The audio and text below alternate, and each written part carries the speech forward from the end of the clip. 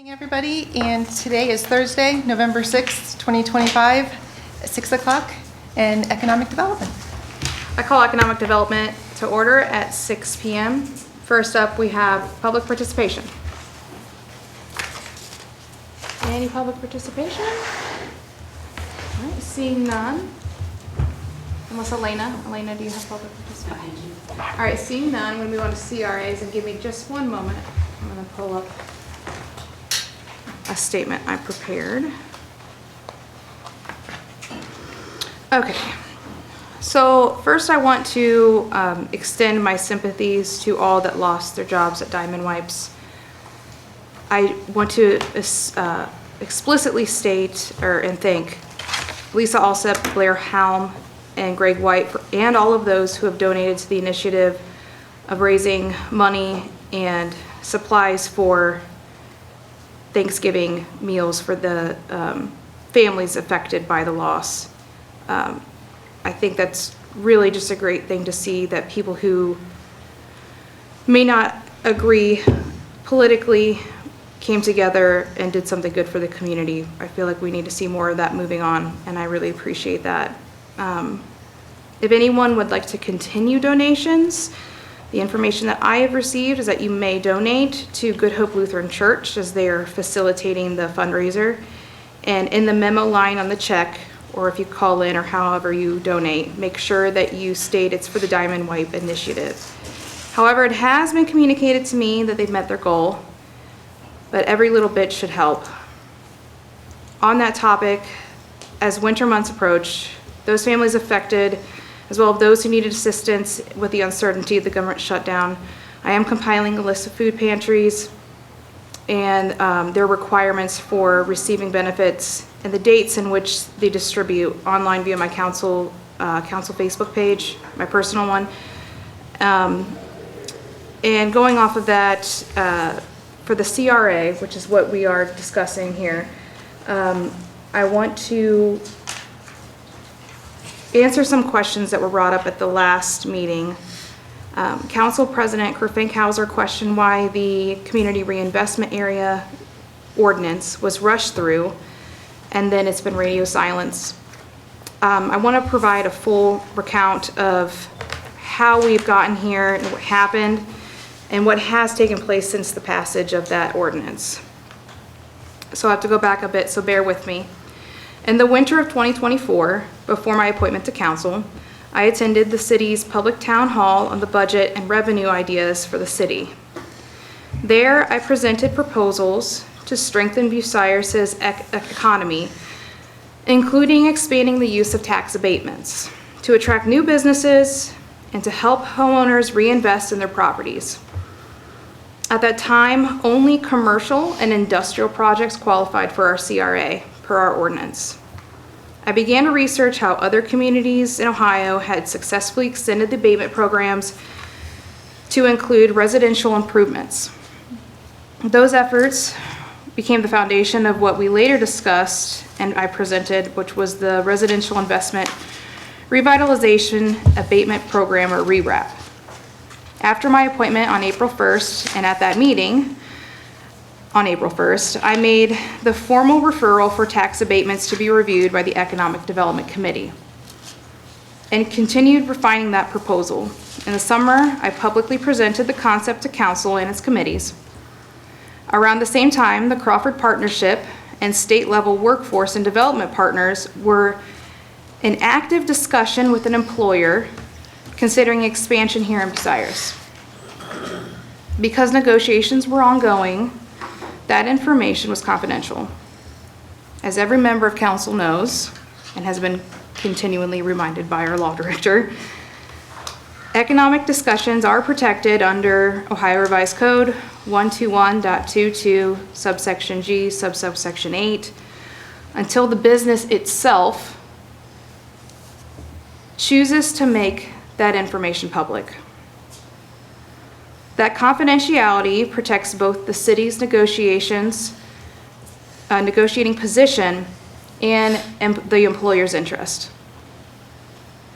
It later became evident that information discussed in executive session was acquired illegally, undermining the confidentiality that our partners rely on and the confidence in the city.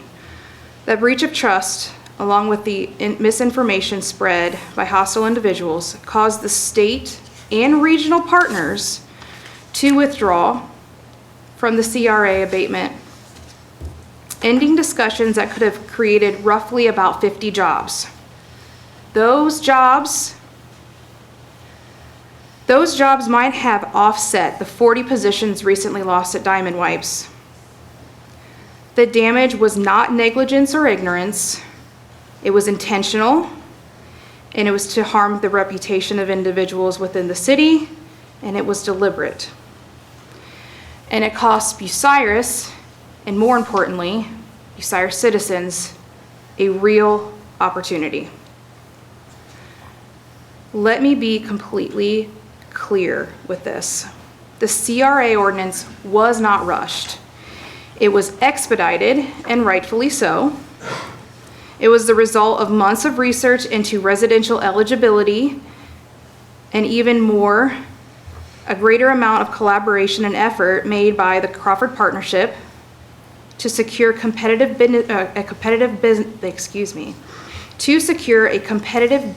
benefits package for this particular business.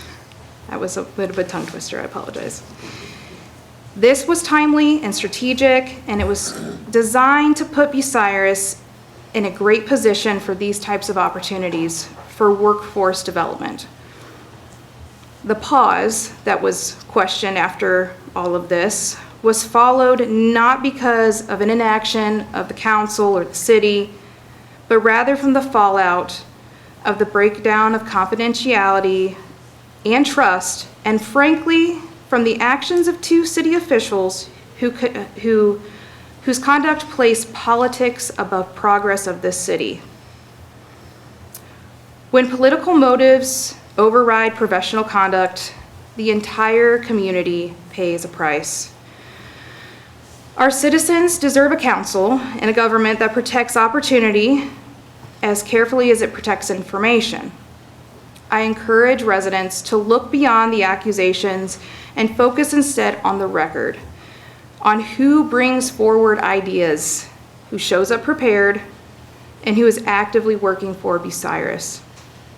I am proud of the choices the citizens have made this election, this last Tuesday's election, and I truly believe we have turned a new leaf and brighter days are ahead.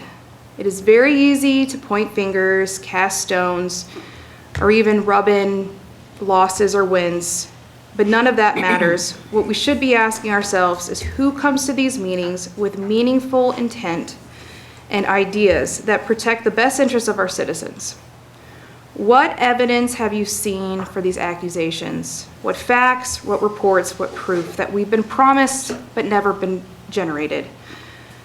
Those are relying on sowing doubt and chaos. Do so for a reason, because when confusion takes hold, bad actors can manipulate fear and frustration for their own control and their benefit. We must not let this happen again. We must also ensure that the access to city networks, proprietary information such as an executive session, and public security systems is exercised responsibly and subject to proper oversight. No individual should ever hold unchecked control over information of our infrastructure or use it to target colleagues and citizens. That is not transparency. That is a threat to our institutional integrity. When I first became involved last spring, my only goal was to help Bucyrus grow, to attract jobs, protect residents, and to restore trust in our local government. I remain committed to that mission. As this term concludes, let's recommit ourselves to professionalism and cooperation. I look forward to working with the new council across the partition, of course, and to continue advocating for all of Bucyrus to uphold the lawful handling of confidential matters and to renew a shared focus on bringing jobs and investment back to our community. Thank you. Does anyone have any questions on the CRA or any additional comments? I guess I can clarify a couple things. The CRA wasn't rushed, but the nuance was we had a CRA for industrial, but we had to change it anyway because what we wanted to do, we had the previous administration that created the CRA was dealing with a different law, and it wasn't as useful as it could be, which is what we decided to change it to. So now we have an industrial CRA as well as, and a commercial CRA as well as a residential CRA. And Councilwoman Slater is absolutely correct. The info was obtained illegally.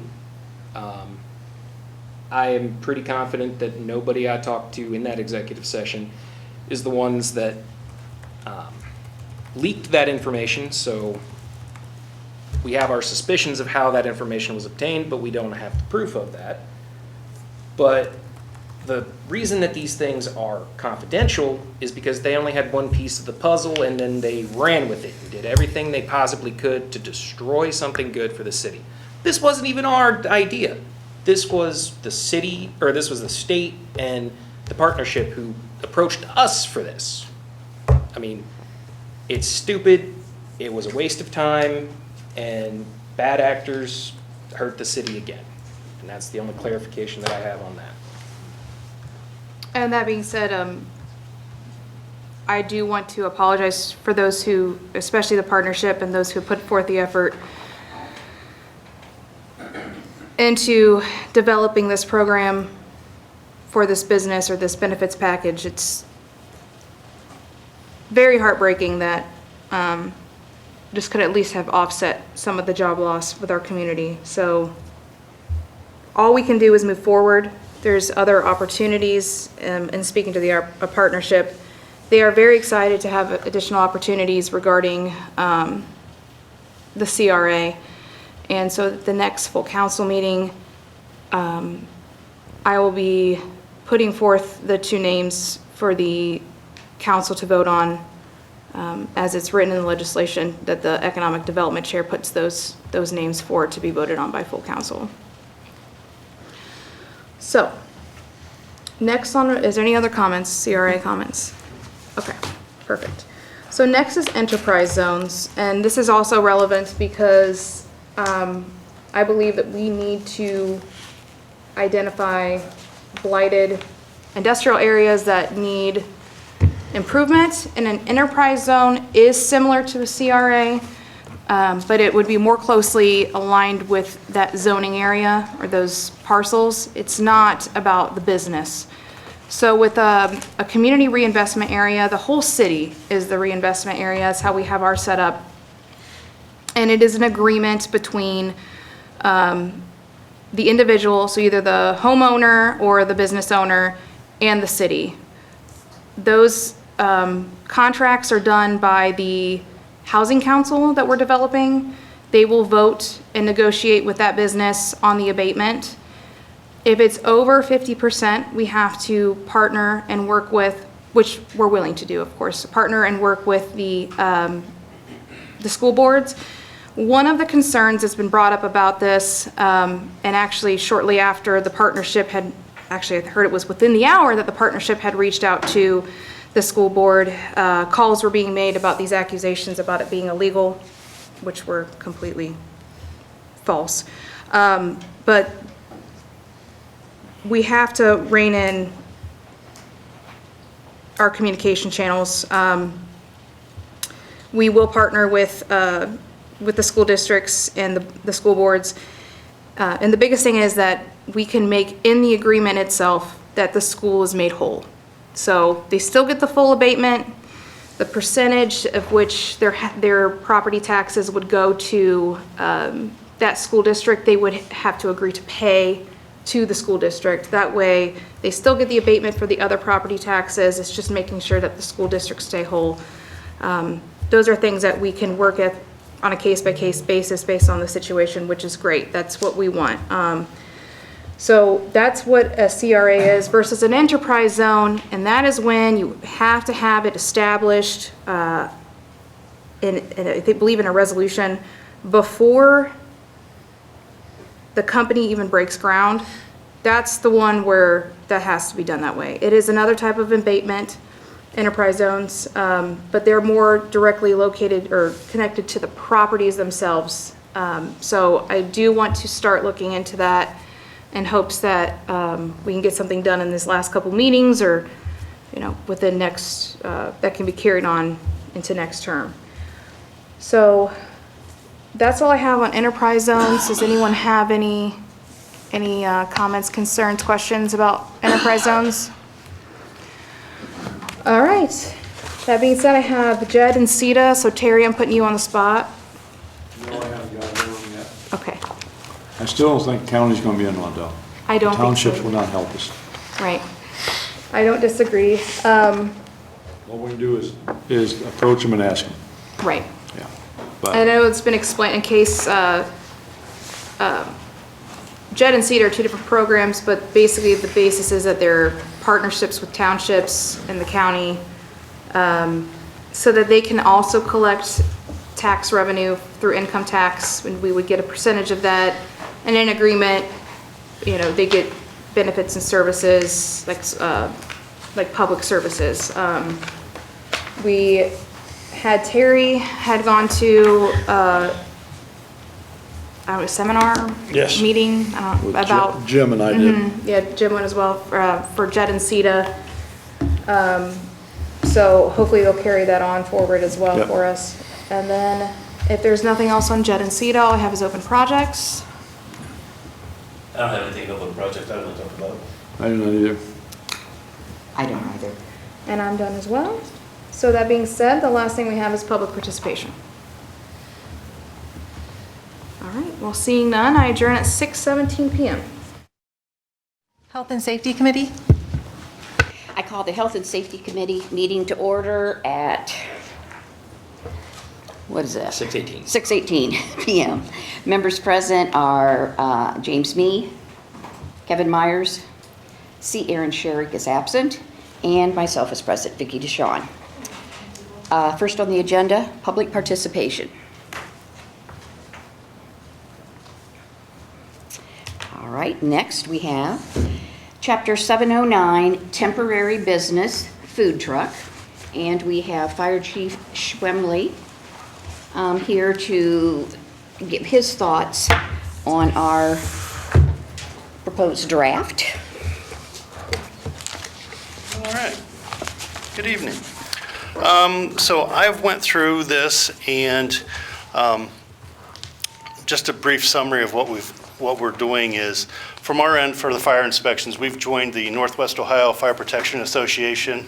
It's kind of a consortium of cities in the Northwest Ohio that, like Marion, Fostoria, Bowling Green, and us, and several others that go together and do in the spring, they'll do a food truck rally, and they'll do joint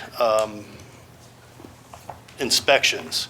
So, and then what that does is that everybody between the groups share those inspections, so that way it simplifies the process of when a food truck comes in your area. So if there's actually if there's a problem, it's shared and known about. That way it helps to make it safer for everybody in the area.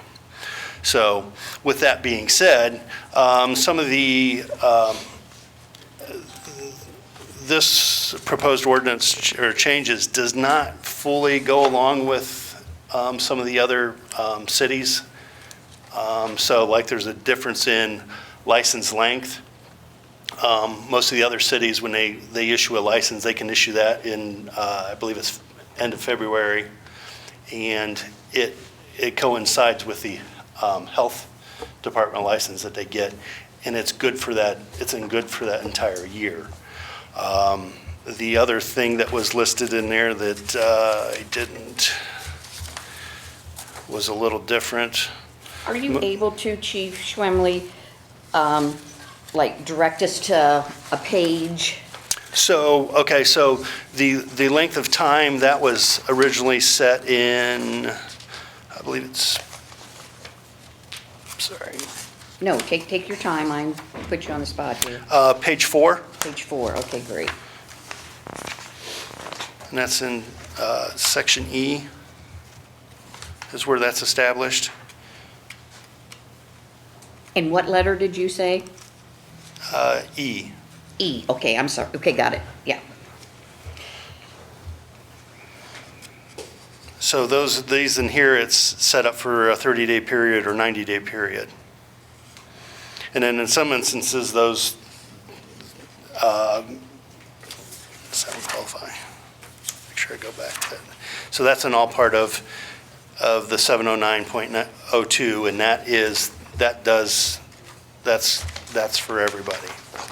Now, there's other fees and stuff that goes along with this that are, some of them are exempt from certain types of events and others are not. So may I ask, what is it that you're looking for us to do with E? Is there something to strike out? It was just whether or not it will work. Okay. It was just whether or not we want to have the ordinance the same as what the other participating municipalities are. Okay, I will say that makes sense to me, because if you're the food vendor and you're gonna be licensed, and you're gonna appear here and in Galleon and in Crestline and in Marion and in Mount Gilead, It's nice it'd to be have. nice if you had an understanding that, well, this one place is totally different than the rest of them, type of a thing. So Right. and we would find the information of what the other municipalities are doing through this Fostoria ordinance that you had provided? Yes, Okay. and it's pretty much identical to the Bowling Green ordinance also. There's just, obviously, there's some small subtleties of, what their main street is on where they do and don't allow food trucks to be. And then there's some other stuff that, because this does encompass the other vendors of peddlers, solicitors, and Now, did you provide us an ordinance for the Bowling Green? I did not provide the Bowling Green one, but Okay, it was, great. like I said, I went through it, and You're fine. it was pretty much the same Okay. as Fostoria's. Okay, Then one of the other key things that was different was that most all of them are asking for the $1 million in liability, where this was set at only $500 in 709.07. And then one of the other main things that caught my eye that I was unsure of was that most of the other cities, when, say, the Bratwurst Festival or fair, they are responsible for ensuring that the vendors that they have come in have all of their licenses and stuff. And this would, how this one is set up, it would also require them to do an additional license for the city, for the Bratwurst Festival and say the fair. which you don't want to, correct? No, it's not, it's one of those, how the other ones are set up is the Bratwurst Festival or fair has to do a single blanket one and just provide us with that information. Would you want, the organizers of the Bratwurst Festival or the fair to actually, when a vendor signs up to participate, to collect that data and forward it all to you? Correct, yes. Would you like us to put that in the ordinance that requires them to do that, or? In that Fostoria one, it does. Yeah. It does I'm say asking that, for us yes, here. for us, You yes, want that, okay. that would be nice.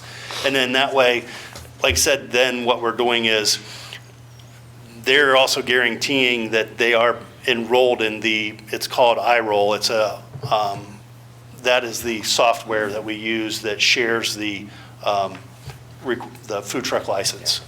Did you say Marion recently joined this as well? Yes. Any others that are within 20 minutes of us or half an hour? Galleon's, I believe I've got Galleon looking at it. We've just been trying to work with as many people as we can. Sure. so Law Director Goldrick, Yes.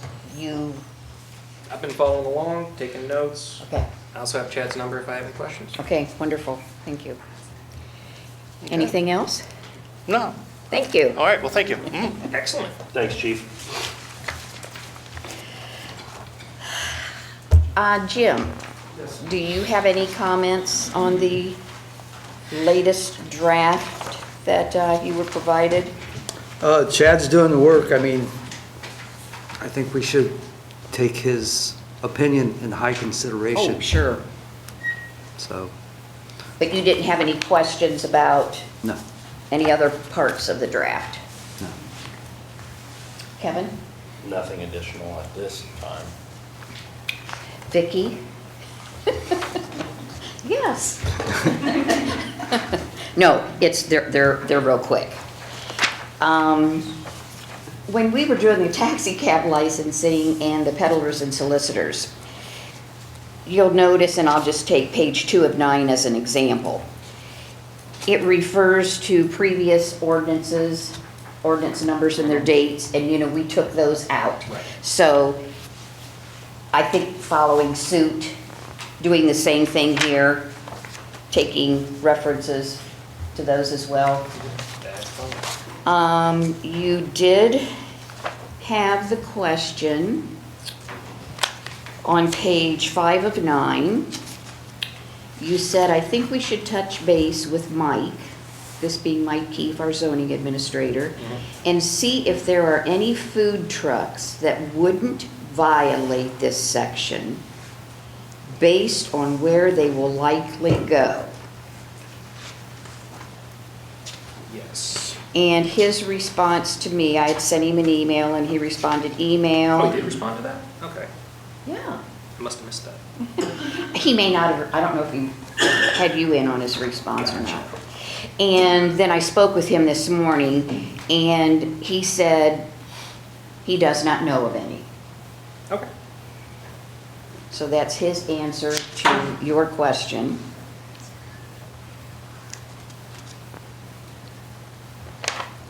So that's the first question that you had on your draft. Perfect. Then the second question was, I do not agree with the moral turpitude language throughout.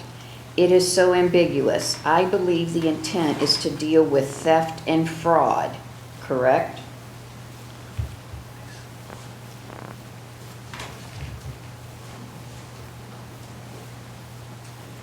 And that's referring to the section that you have in here, the licensee, well, it says, a license issued under this chapter shall be revoked for any of the following causes with good cause shown. And one is the licensee is convicted of a felony or of a misdemeanor involving moral turpitude. Correct. How do you want to define moral turpitude? While I agree with what you're I saying, mean, the theoretically. state, on everything they do, uses that language. That's kind of, Right, but the problem is, how do you define what moral turpitude is? It's I so get it. ridiculous. I get it. I mean, on one end, you can say any violation of the law, even speeding, is moral turpitude. But some people could be of the opinion that theft has just justifications, and that's not included in their analysis of moral turpitude. So if you guys don't want a more solid definition, we don't have to. It's just a question. Do you have a suggestion of how you would word it?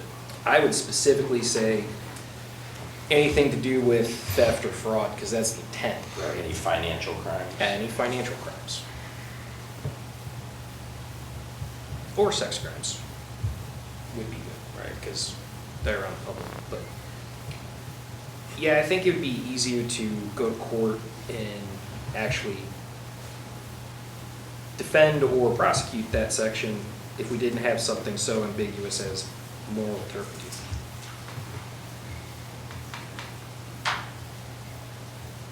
But that's completely up to you guys.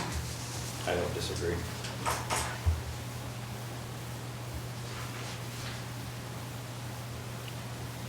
I'm going to defer to the law director Yeah, because I like his wording Okay. to change that. Alright, cool. Then your next question you have here is, I do not advise that we punish people, even administratively, for being charged/indicted without a conviction. And that's in reference to your section C. A license issued under this chapter can be suspended by the service safety director if vendor is charged or indicted on any theft offense or of any criminal conduct associated with the operation of the temporary business. And again, you're saying, I do not advise that we punish those people. Because, and by punish, you're saying, Like yank their license. right, yeah. But I would say strike that whole paragraph C. strike all of C. Yeah. To your comment. Yeah. So I think you're right, you're innocent until you've been proven guilty.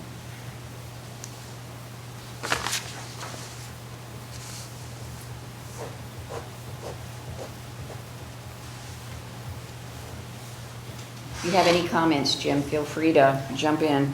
No, you guys are doing a fine job.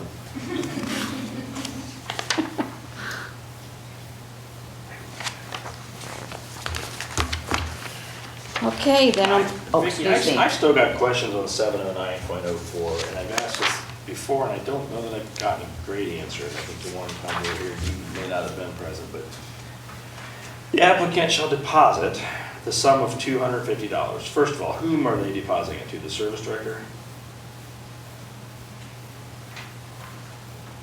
And then to cover the cost of cleaning the premises. Oh, yeah, that goes to the, I'm failing to understand So- what premises we're talking about. Are you talking about just if they park on the side of the city street? yes. It's for any trash, rubbish, debris that they left, any food stuff that's stuck, like after the Browers Festival, you gotta go through and clean the Right. streets and all that stuff. I guess I'm struggling with that one. Do we not have laws already in place for littering and things like that?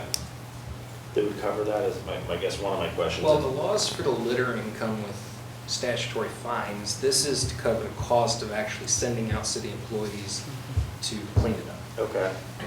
But we can definitely clarify that it goes to the service safety director and that its use is Well, and to then what's the pay time for frame? this. I mean, is it $250 per year? Is that, $250 for that time frame of the license? Or is it for a specific event? If you That's a own, good question. if you own Go Rex Taco Stand and you want to set up on the square every Friday, 52 times this year, do you have to give $250 deposit once? Do you have to give it 52 times and get it back each week? I think we need to define what you're looking to do. Yeah, so I think a good way that would streamline that would be that the balance shall be kept at $250 And why don't if you we, intend to keep using it. So if instead you have of 52 us holding your deposit and then worried about returning said deposit if you don't apply for a license next year, rolling it over if you do, and then what if Go Rex Taco Stand wants to be here for 10 consecutive years? We've got new administration, we've got new people. Maybe that gets lost somewhere that you even are owed $250. Why don't we require them to carry a bond instead? it's not a terrible idea. If that's that important to you, to make sure they're covered for something, you could have them hold a bond, and the bond could be a simple, it doesn't have to be a huge dollar amount bond, a $500 bond, $1,000 bond, whatever. So a bond instead of a deposit. Because they could use that bond elsewhere, so if Go Rex Taco Stand wants to go to 14 different municipalities this year, and all 14 municipalities want to charge you a bond, well, it's hard for you to make money selling tacos when you're buying, but you could buy one bond and cover you everywhere you go. Are you going into the taco business? I could. My family I got a has good name success. for you. Yes, Go I have Rex good Taco names. Business. My family has success. But no, I think maybe asking for a bond rather than a deposit. That way they don't have to come off the cash for you. Cool. Do you want any regulations on the bond? I can get you some language that would fit for how the bond industry classifies it, but it'd be essentially it's just it'd be a stuff. surety bond. Yeah, it'd be a surety bond. Yeah. Just standard stuff. So you're getting that information and then providing it. I'll have that to you tomorrow morning. Cool.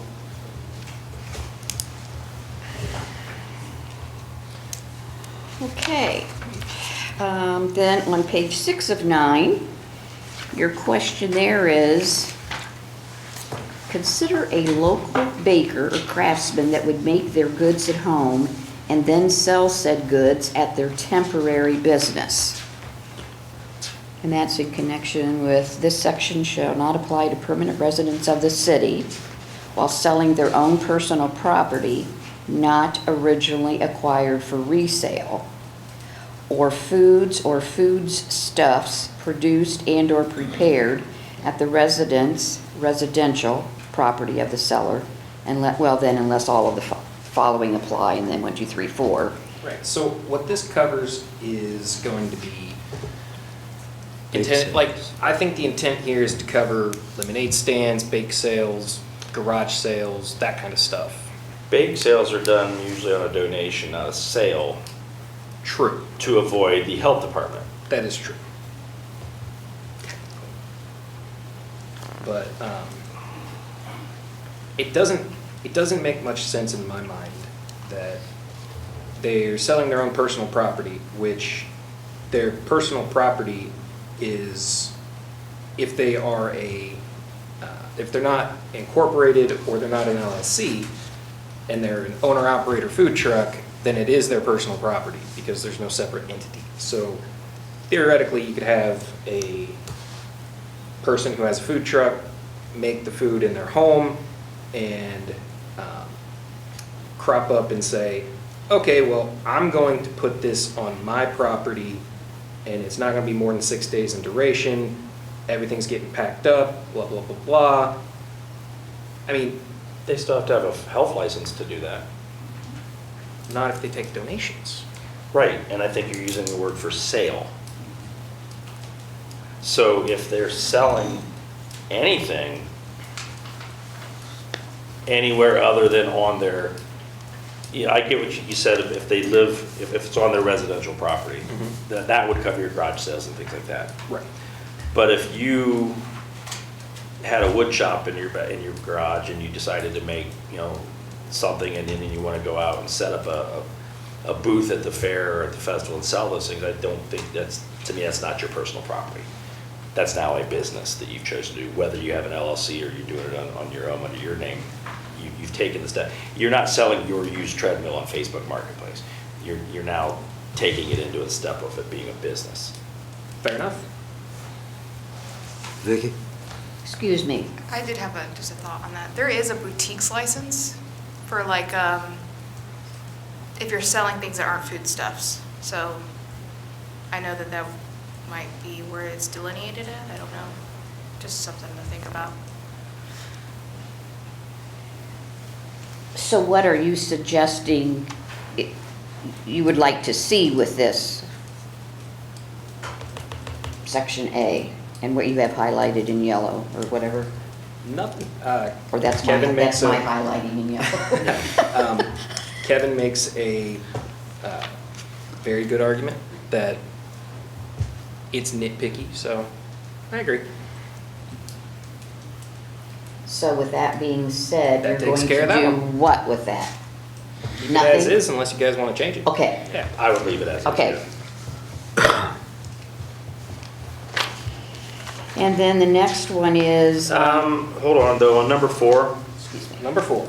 now you're saying unless all these apply. You're not saying that number 4, that it has to be removed from public view, correct? Right, so for this to apply, all of these Right, all. have to be. Okay, I understand. The reason I ask that is because whether, if you're at the Browers Festival or the fair, you're leaving your booth set up for the duration of that event, and that's silly to try to make somebody put it all away. But at the same time, I get it, where you're having a garage sale, you don't leave your stuff lay out for 3 months in a row. Okay, oh, sorry. No, you're fine. And the next one was just a formatting, which that's all been taken care of. Which you're gonna have to teach me how you did that. Okay. And that's all I had. Excellent. On the top of page 7, this kind of goes with the same concept of mentioning dollar amounts so that they could change.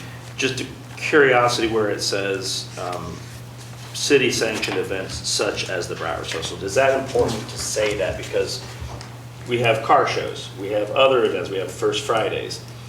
I don't think that you need to spell out such as this. I think you could Okay. just either say city City sanctioned or sanctioned. find another verbiage that works with that, but I I wouldn't agree. point one specific Yeah. thing out when you have I agree. candlelight And- Christmas, you got it all. One thing to consider for that are block parties. When we grant a permit for a block party, that's a city-sanctioned event. That's right. Well, and I guess there lies the question, what makes it a city sanctioned event? Is it when we've issued a parade permit or street closure permit? So, You know, because for. again, when you being a do- city-sanctioned event is very ambiguous. I mean, we can sanction it by endorsing it, we can sanction it by closing down the streets for them, we can sanction it by issuing the permit. Has anybody here in attendance ever hosted a national night out party? Does anybody know when that party happens, are they given a parade permit or is it, okay, I didn't think so. So to me, is it sanctioned? Yes, it appears on the city's list, but it's ambiguous. And the word city sanctioned, I guess, the word sanctioned in my mind has always meant supported by. Because we don't put the Bratwurst Festival on, but we do close the roads. Correct. But then you close the roads by an ordinance at the request of the festival committee. So the city's not putting that on, Right. you know. Same for First Friday, you know, even if they close off a portion of the square or, you know, the street next to the art park, the chamber is doing that. All right, I'll come up with something. Well, I guess, what do you want it to include? Do you want it to include more or less? I think less. I think I want it to be, you know, no registration issued pursuant to this section shall be issued at any given premises more than 4 times in a calendar year. Then it says, where it says city sanctioned events. Let's just talk for a minute on this. All right. City sanctions events such as the Bratwurst Festival shall not be included as a definition of temporary business. To me, if it's not on your property, you know, what are you trying to say by shall not be included as a definition of temporary business? So it means that they wouldn't be considered, like they wouldn't have to apply for the license under this statute. But as the chief said, you know, if Go Breck's Taco Stand wants to be a vendor at First Friday or the Bratwurst Festival or the car show, you have to adhere to all the rules and laws. Right. We don't want to make you exempt from that. What's different whether you set up at the car show or whether you set up on Tuesday? There Should be nothing. Yeah, there is. So I mean, that whole paragraph kind of, But at the end of that paragraph. the other side of that is, I can see that the intent in this is to get more turnout for the events that the city has a hand in. So you're saying that we want to not make somebody be licensed to come to the Bratwurst Festival? Right. So hear me out. The ability to protect our residents from whatever this whole thing's protecting them from, we don't care at that event whether we protect our residents. That's what that says to me. That is what that says. I hate that. Gotcha. Because that is what that says. The intent behind this, or at least in my mind, can only be that rules for thee, or for me, or for thee, not for me, in the sense that when the city has something to do with it, they want as many people to come in with food trucks and temporary businesses as possible, and it's going to be a free-for-all. I don't care who's putting the event on. I think the organizer wants as much participation as possible. But if we're going to have an ordinance that's protecting our residents, then let's protect our residents across the board. Perfect. What do you guys want to do with it? I would say strike that section because again, That section or that sentence? well, anything that leads you to believe that you don't have to follow the rules for certain events. Vicki? I mean, this is a whole I know. C, so I mean, you got to be a little more specific for me.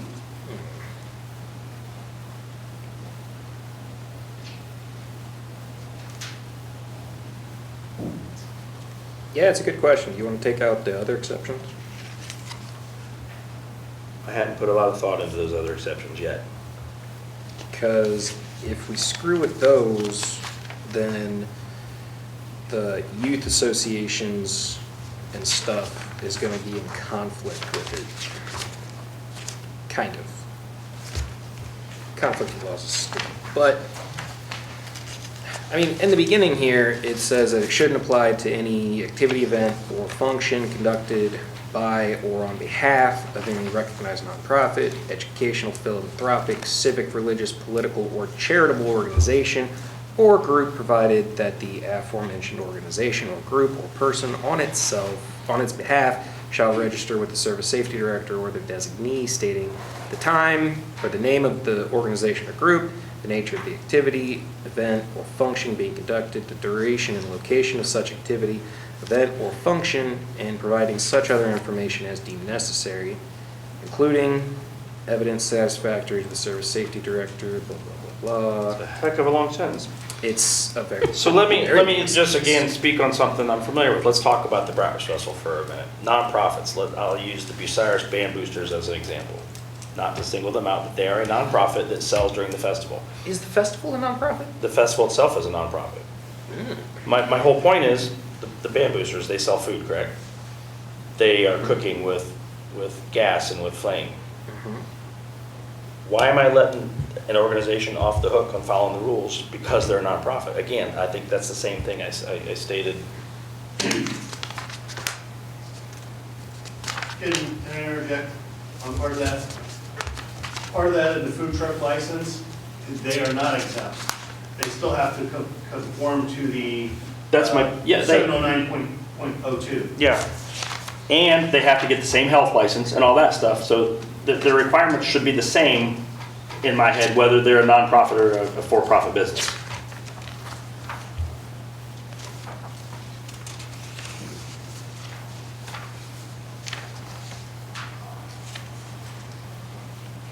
Can I ask a question?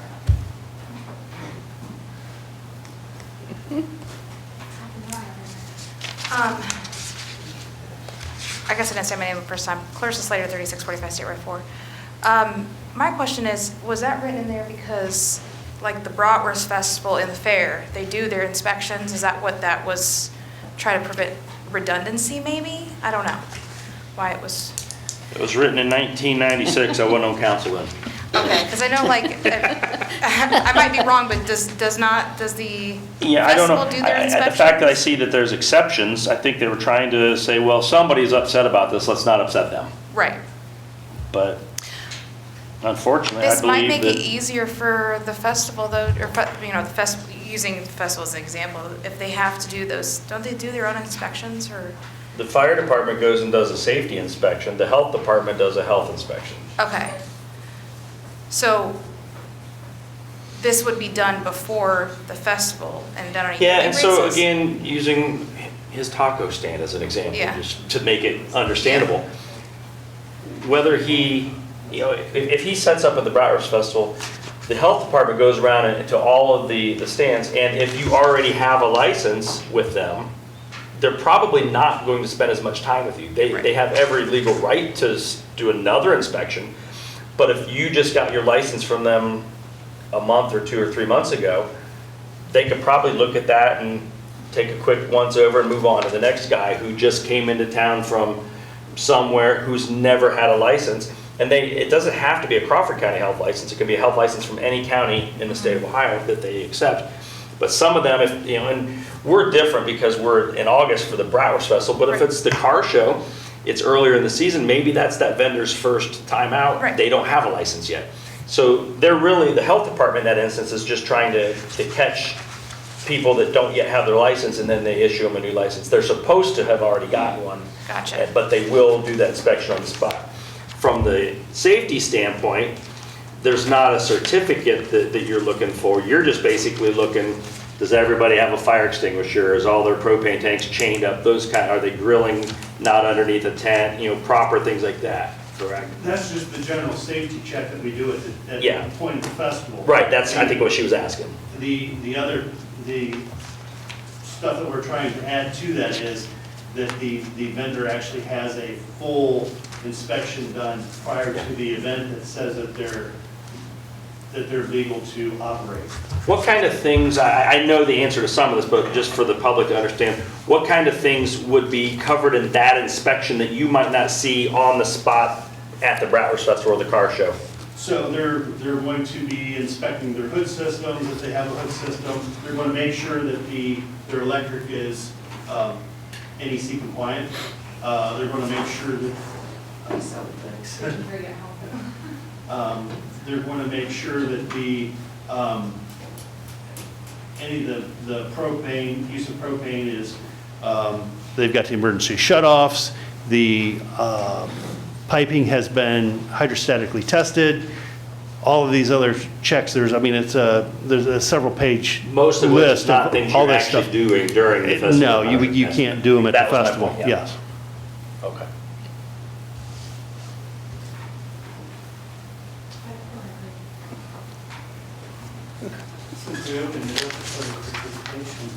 It's discussion. Discussion. Discussion.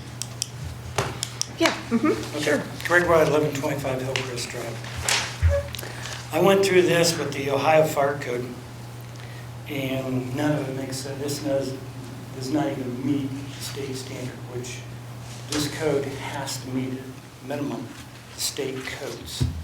You can't be less stringent than the state, okay? Brought that out once before, okay? The deposit, I have to disagree. I think that should be in cash and no bonds. That way you have a cash thing and you can send it back within X amount of days to that person with a check. No bonds. Can I ask, can you clarify what would be the positive to that? Well, I think that would have to be up to how much cleaning you're going to have to do. So if you're going to have to spend how many workers are going to be out there per how many hours to clean something up, vehicle, okay? I mean, $250, I think that's pretty reasonable as a deposit in my book. Anything less than that, are you going to recoup your cost with your city workers? And is it going to be on a weekend where they're going to have to clean it out? Well, guess what? That's time and a half, correct? Or double time on a Sunday? Okay, so there you go. Bonds are like a piece of paper that are junk mail that you get into your mailbox. No, They're bond's junk. an insurance policy. Well, I know it's an insurance policy, but you have to jump through all the hoops and all the paperwork to claim the bond. Cash is pretty much simple. They come up and put a cash deposit down. You give them a receipt and a story. You tell them, hey, in so many days, we'll refund your thing if nothing happens within 10 business days. We'll mail you out a check. So Okay. Mr. Goldberg would take care of that bond, it wouldn't take any extra legal fees. Right, it's simply filing one claim. Yeah, you have to file And that's paperwork. what we do with everything else we do, you know, your people that are digging holes and stuff. I'm just We're saying. gonna pay him anyway, so. Well, I know, but to me, I think it's a little cheaper just to accept cash, and that way you have it. Okay, let me go on then. May I Yeah, go ask ahead. a question? I'm wondering if I could ask the auditor, by accepting cash, what does that get? I mean,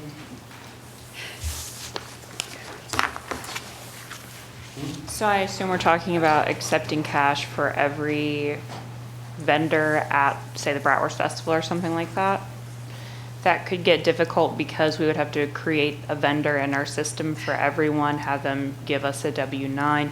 They'd have to turn in the cash deposit to probably the zoning or engineer's office or administration. They would give it to us to deposit, and then we would have to cut checks to everyone within that amount of time. there's a lot of hoops. That's okay. All right, let me continue on so I Right, can, and I guess that's why I have suggested to follow along with like Fostoria's language, because they have a special event, they've got a special event permit that is for multiple, when there's multiple food trailers involved, and that then throws that back on the agency, say the Bratwurst Festival or you know, fairgrounds or whoever is sponsoring an event. They're responsible for that fee, because that way you're only dealing with one entity instead of all those vendors. Right, so. all right. So under 709-.05, that needs to be taken out completely. That to me is just opening up all kinds of stuff. Next thing is the agricultural products where you refer, which is 709.06, where you say farmer's market. Now, have any of you guys been to the farmer's market here in Bucyrus? What do they make out there? Food.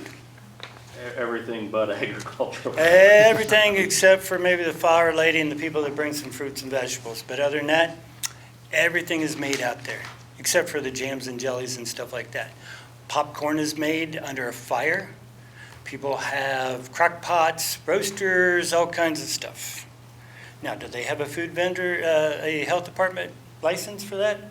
I don't know. But I'm just saying, they are considered, under the state law, a food vendor. So that has to be really looked at. The sale of food stuff. Well, I kind of looked this over, which is 709.07.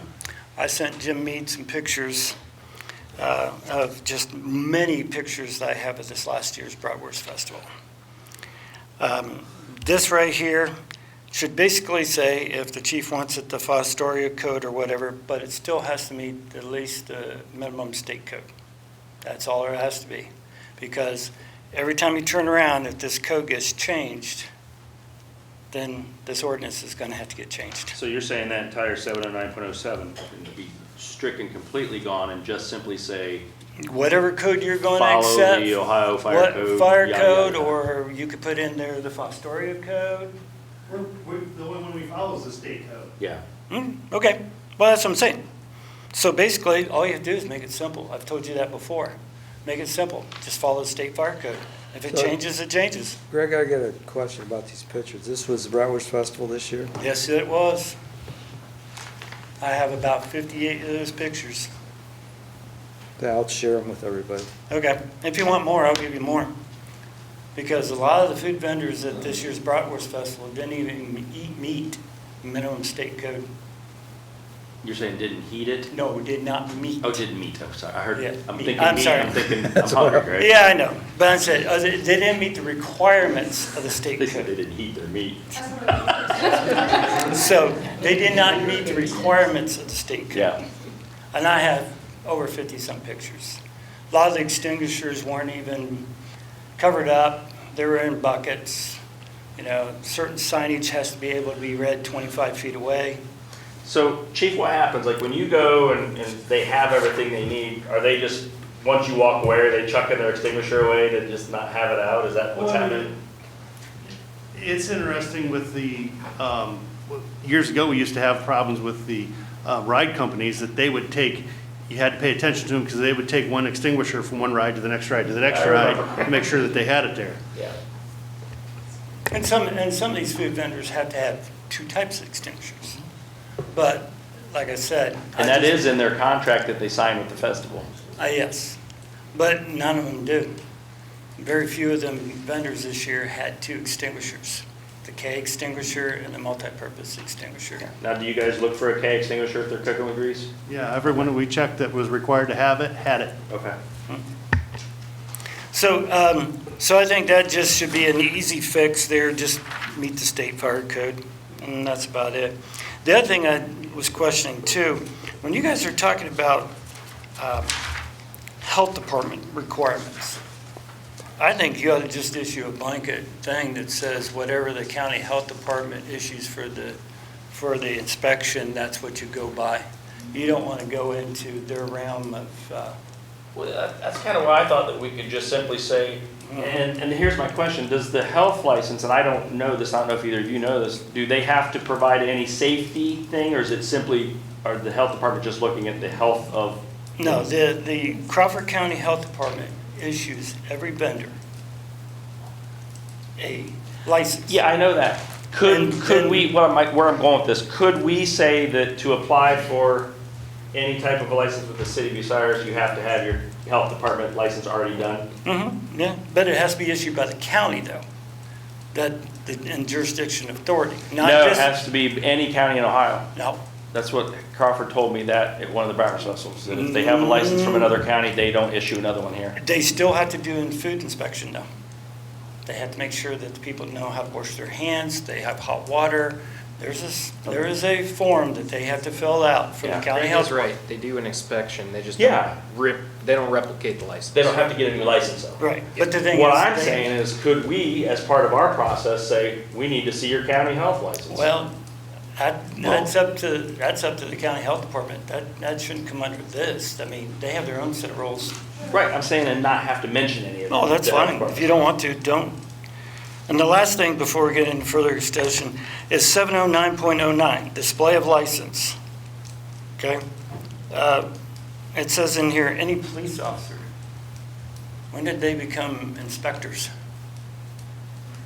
I just think it says if they ask for it, it has to be shown to them. Right. I don't have a problem with that. No, I'm just saying, but you know what? They can just say, no, they don't have to because they don't have jurisdiction authority over the code unless you're going to put them in this code as jurisdiction authority. I'm just asking a question.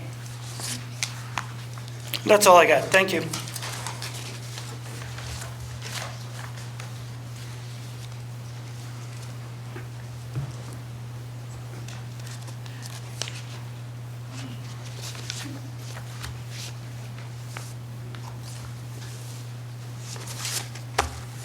Did any other individuals from the public wish to come up and give any thoughts? Except Clarissa? No, I'm teasing. No, I just, this has been going on for so long. I know. I have lost the plot. This is because there was already an ordinance in place, we're updating it, correct? Yeah.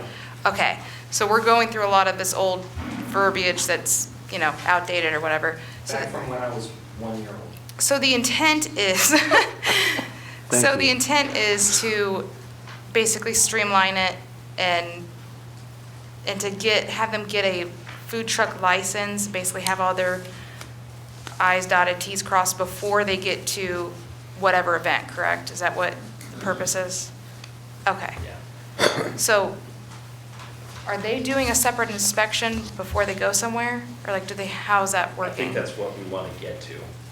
We're not doing that currently. Okay. Would you agree with that statement, Chad?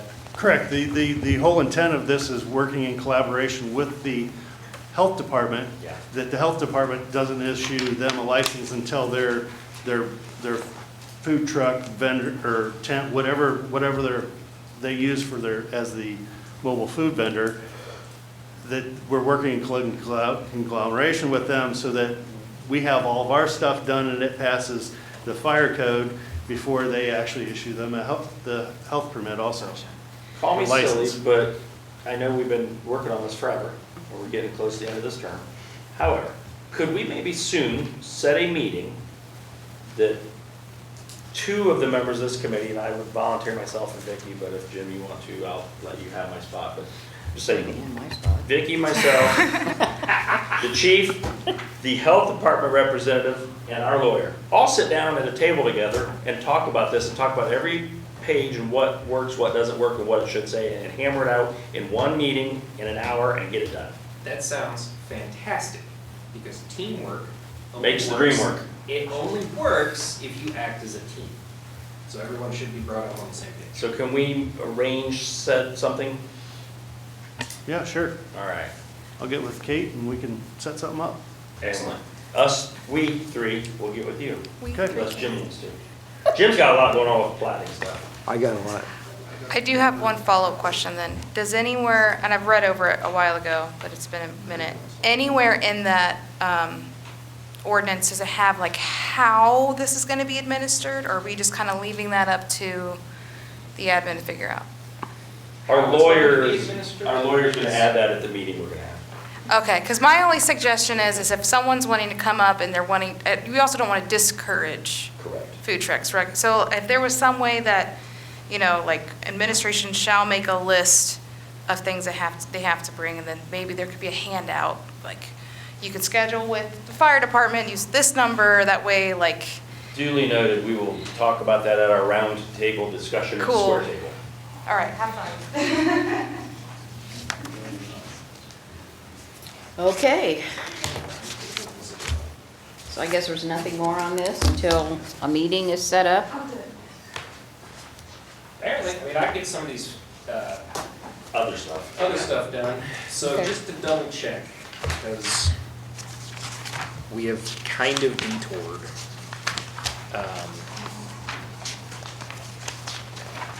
We are good with Mike, so that's good. What page if you could do So that. page 5, first Five. comment, Okay, yes, Mike's. take out the, C. well, no, Oh, take oh, out all moral. the old ordinances. Take out Okay, moral. yes, yep. right, Take yes. out moral turpitude, explain, Yep. replace it with what he said. Clarify that it is only applying to sexually related offenses and financial related offenses. You said theft, fraud. Take out the entirety of section C, okay? Entirely. And then 70904, we're now, I still say a bond. yeah, that, I mean, I'm gonna push hard for that one, yeah, that cash. especially after hearing the auditor say what Right. ridiculous hoops that would create. Well, Jim, what do you think? I like the bond, You like the bond? yes. What do you think? Yes. Bond? Perfect. Bond. Do you like the bond, Kaylee? All right, so we're keeping 70905A, Mm-hmm, and you fixed the formatting. mm-hmm. We are striking the last sentence in 70905C, right? I still think maybe I would remove all, if not A, but remove everything else of 70905, potentially. Oh, Let's leave it there for now, because we're gonna get together, and that'll Yeah, give we'll us get time to together. read it and digest it Yeah. again. And the appeal procedure, just one that I have is, it says that the applicant or that written notice shall be given to the applicant or licensee by personal service or by certified mail. I would like to add by certified mail, return receipt requested. now where are we at here? 709.08, he's just adding another legal, Oh, that's not in there, what you were Right, right. saying, because I'm I thinking. want to add like it. return receipt requested. Okay, yeah. Let's see here. And then penalty, it's up to you guys. It can be a minor misdemeanor. I'll let you know that the current penalty at the state level for a minor misdemeanor is a $150 fine, and that's it. what's our other option other than making it a minor misdemeanor? We can make it an unclassified misdemeanor. And then do we set the price on that? We can. The current state limits is up to $1,000 in fine, up to 500 hours of community service. As the prosecutor, what do you recommend? Well, which hat am I wearing? Am I wearing the city is broken needs money, or my idealistic hat of I don't want rich businesses to just be able to pay not to do this? That's the hat I want you to wear. That's the hat you That want? hat. Unclassified.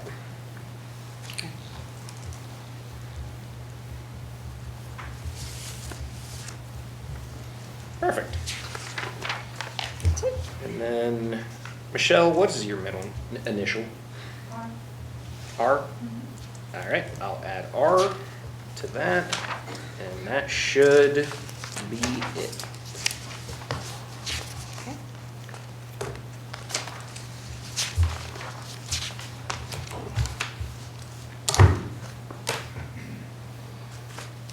Chief, do you have your schedule with you? He's got to get the key. I was gonna see if there was dates that he might have available to get with her. I'll call you tomorrow. Okay, so, let's see here. Next on the agenda, property maintenance appeals board appointments. I talked with Alyssa today. There's still been no communication that we are aware of. There was communication. Yes. At Tuesday's meeting, or Monday's meeting, Aaron informed us that Mr. McCarthy does wish to continue to be an alternate. Excellent.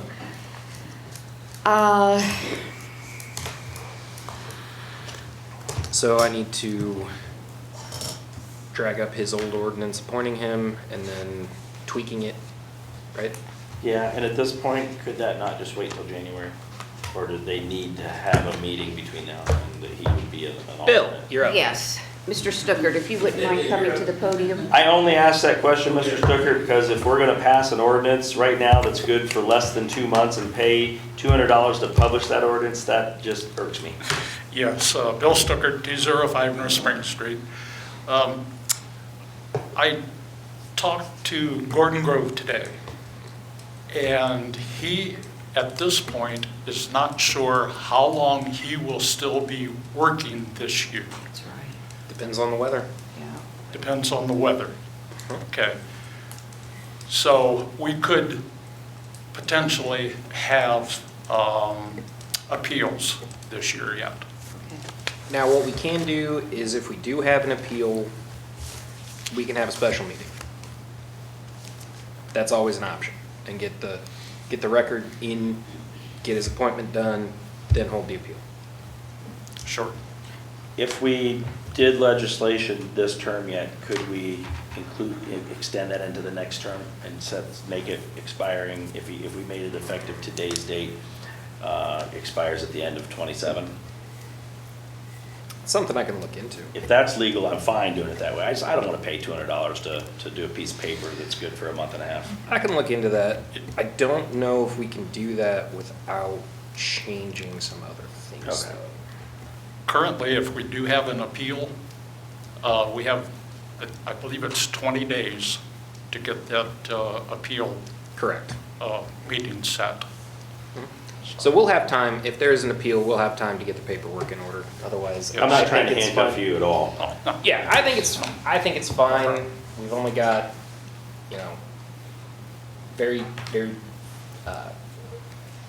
limited number of days before Gordon's not working anymore anyway, because the weather's not gonna hold out forever. It's gonna snow Sunday. Allegedly. Now, So with that, do we know who the other alternate is going to be that will be appointed? well, I did like a little recap. By little, she means a 17-page essay. I love it. Well, no, it's because, there was a lot of discussion back and forth. Right. There was so much discussion. Yes, and I just want to make sure that we have all come to the agreement, because according to, the Property Maintenance Code, the International Property Maintenance Code, 2012, it's the chief appointing authority that appoints these board members. I felt it was the mayor. The law director felt in this instance it was the council president at a meeting, and I've got the date, but I won't bore you with that. Kevin checked with Kurt and said, did you think this was your responsibility, one of your duties? And Kurt said yes. The mayor said he had no problem with Kurt doing it.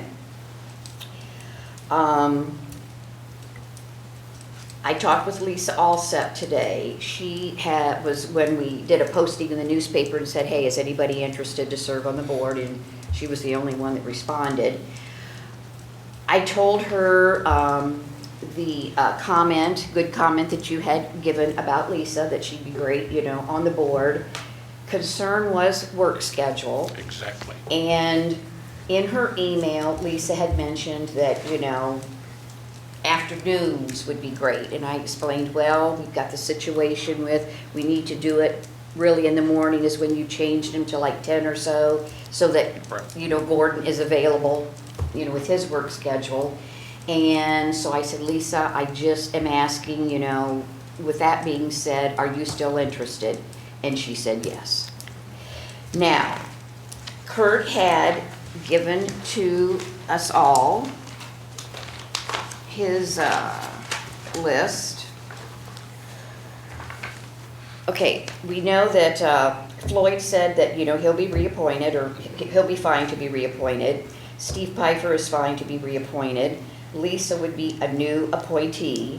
And then the alternates that, and according to Kurt on his list, he was fine with Lisa as a new appointee to fill in the, unexpired term or expired term of Ron Boers. The alternates that he had listed were James Cady as alternate 1 and Lisa Whited as alternate 2.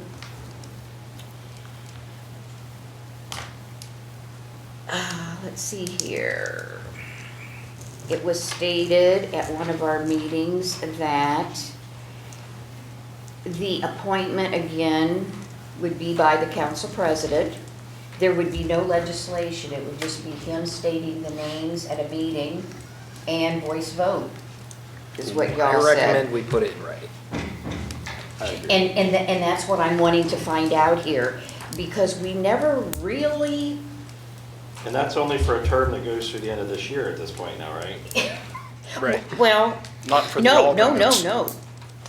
Excuse me, it goes longer, right? There is no term set for There's no the term for an alternates.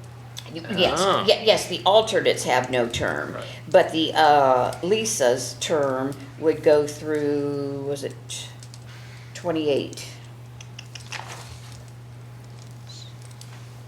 So we'd have to change the ordinance if we wanted to put a time limit on the alternates, which I think we should do. Yeah, that makes sense. Yeah, it was stated that we would do their terms retroactive from 1/1/25 through 12/31/28. And that would be for, again, Farmer, Pfeiffer, and Alsep.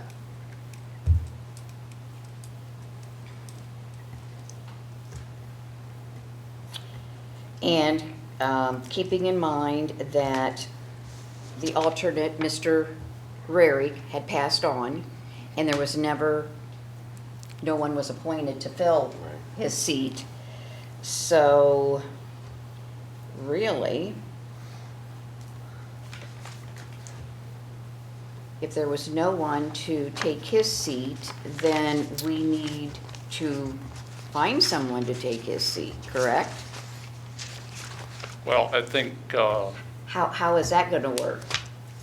Mr. Fankhauser had 2 prospects there for alternates. Yeah, James so- Cady and Lisa Whited. But, I Yeah, mean, you're so supposed to I have guess- 2 alternates to begin with. And so we're saying if Mr. McCarthy still wants to remain as an alternate, then one of these could be the second alternate. Right. And the other one could then be the one to fill, Mr. Rarick's? Am I thinking No, that's what correctly? Lisa Well, Alsop's then- doing. Then you're adding another alternate. Yeah, You're Lisa creating Alsop is 3 alternates filling- then. No, Lisa Alsept is filling, Ron Boers. Oh, you're, okay. Yeah. Yes. You're supposed to, as Mr. Stuckert had pointed out when he came up on August 21, explaining, how this board was all created and all, and corrected misstatements, which I do appreciate, misinformation that I had provided. So again, we need an alternate to replace Mr. Rarick. So that would be either James Cady or Lisa Whited. Lisa Alsept is replacing Ron Boers, so we still would need to have another alternate. Which would be Mr. McCarthy. Is your other alternate. We have McCarthy, Floyd, Pfeiffer, and Lisa, right? No. I'm not no, thinking those are, Mr. McCarthy is an alternate. We have myself, Steve Pfeiffer, Floyd Farmer, and it would be Lisa Alsept then for the 5 main Okay, fine. members of the board. Okay. And then Mr. McCarthy will be an alternate. He wishes to remain an alternate, so he'll be one alternate. And then we need a choice of one of the other 2 possibilities for the second alternate. Got you. And that's where that's left up to the council president, if that's what we're deciding, that the council president's going to be doing the appointing. Because I know, and correct me if I'm wrong, but you had a concern about one individual appointing the people. Of course, those Exactly. individuals have to be approved by council. Right, right. Now, remember the ordinance that I sent you. You guys can pick whoever is the appointer. Now, what ordinance? I sent you a draft specifically designating the mayor as the chief appointing officer for this purpose. So it's up to you guys who actually does the appointments. You sent a draft to us because that To was, you. to me. Do you have the date that you sent me that draft? No. Because you had said at one of the meetings that you did not feel there needed to be a piece of legislation to appoint the chief appointing authority. And I don't have that here because this would have been 3 pages, and I thought, okay, I'll cut it down some. That's in my computer, but oh yeah. Yeah. I had who was jumping and who wasn't jumping. Oh, I missed one. Also, Mr. Jared Miller. Right, yes, One of yeah, our yeah. members too, so. All right, so you said you sent me an email. Okay. I know you sent me an email and said you questioned about doing that, and I sat back and said, I'm totally confused. Why do you want to do a piece of legislation to appoint the mayor when I was the one that thought it should be the mayor, and you said, no, in this instance, it should be the council president? Because that's what we've done in the past. We can change it. What's been done in the past, it's always been But that was the, just, excuse me. safety, I'm sorry, Health and Safety Committee who has made the appointments or suggested the appointments. And then full To full council council. approved it. And I think that's worked. And again, it takes It it out of has, one yeah. person's hand, whether it be a council president, whether it be a mayor. Health and Exactly. safety works too. I like it. You guys want health and safety to be the one who makes the appointments? I do. Personally, I do, yeah. Perfect. So now we're doing away with the council president. So then in that case, do you feel then there needs to be a piece of legislation stating who is the chief? I will tell you, the At this reason point, that I yes. said that was I've honestly been trying to find ways to stop publishing legislation that may not be necessary, but Oh, I this also- one should be in writing I also because agree with everyone what- is lawsuit happy. I also agree with what Mr. Gobrich is saying, so I'll withdraw that opinion at this time. Okay, and then with that being said, are we going to do what we've done in the past and we have legislation setting forth the appointment of these individuals and not do a voice vote? Because we've never, I mean, I've got, copies of prior pieces of legislation. Yep, it should be in writing. Okay, all right.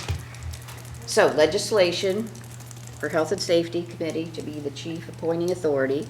Yep. And then also there'll be legislation setting forth the appointment of the individuals, reappointment, what have you, which will then be approved or presented to council for approval. Correct. Okay. While you're at this, do you want to set a term for the alternates? That sounds great. And I believe, Same 4-year term? I believe that should be the same 4-year term.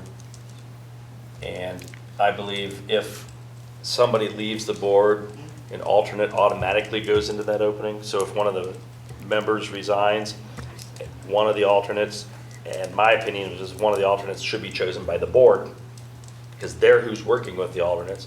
So if you have 2 alternates and somebody leaves, you guys choose. Well, I would say that one of the alternates should be given the opportunity. Yeah, but I think They can you guys decide would if they choose. want to or not. Yeah, you guys choose who you want to offer it to. Yeah, find out if you have a volunteer first. Yeah.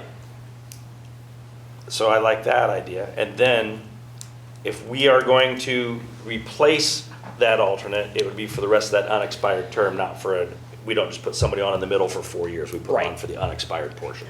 Okay. That would make sense. And it's just the members who have staggered terms. Because they're staggered terms. you pointed that out, Right, because I was yeah, but I mean, concerned. You're probably going to be staggering the alternates then if you're Yeah, setting. you've got two setting a- different a end dates term. for your staggered terms, and have Sure. two different end dates for your alternates. Right, Okay, that should work. you know where we're going? I've got my notes And- and I've got your number. The, call me anytime, 24/7. Okay, great. And the intent is to have this done, Tuesday. Tuesday. You got 52 of them to pick from. okay. All right, great. Whichever one of your taco stands not up at the square. Just not Jim- the There you second go. Tuesday of next week. Do you have any questions about what we talked about here? Sounds good. Okay, All right. Thanks, Mr. Stuckert. yes, thank you. Okay, I'll make this quick.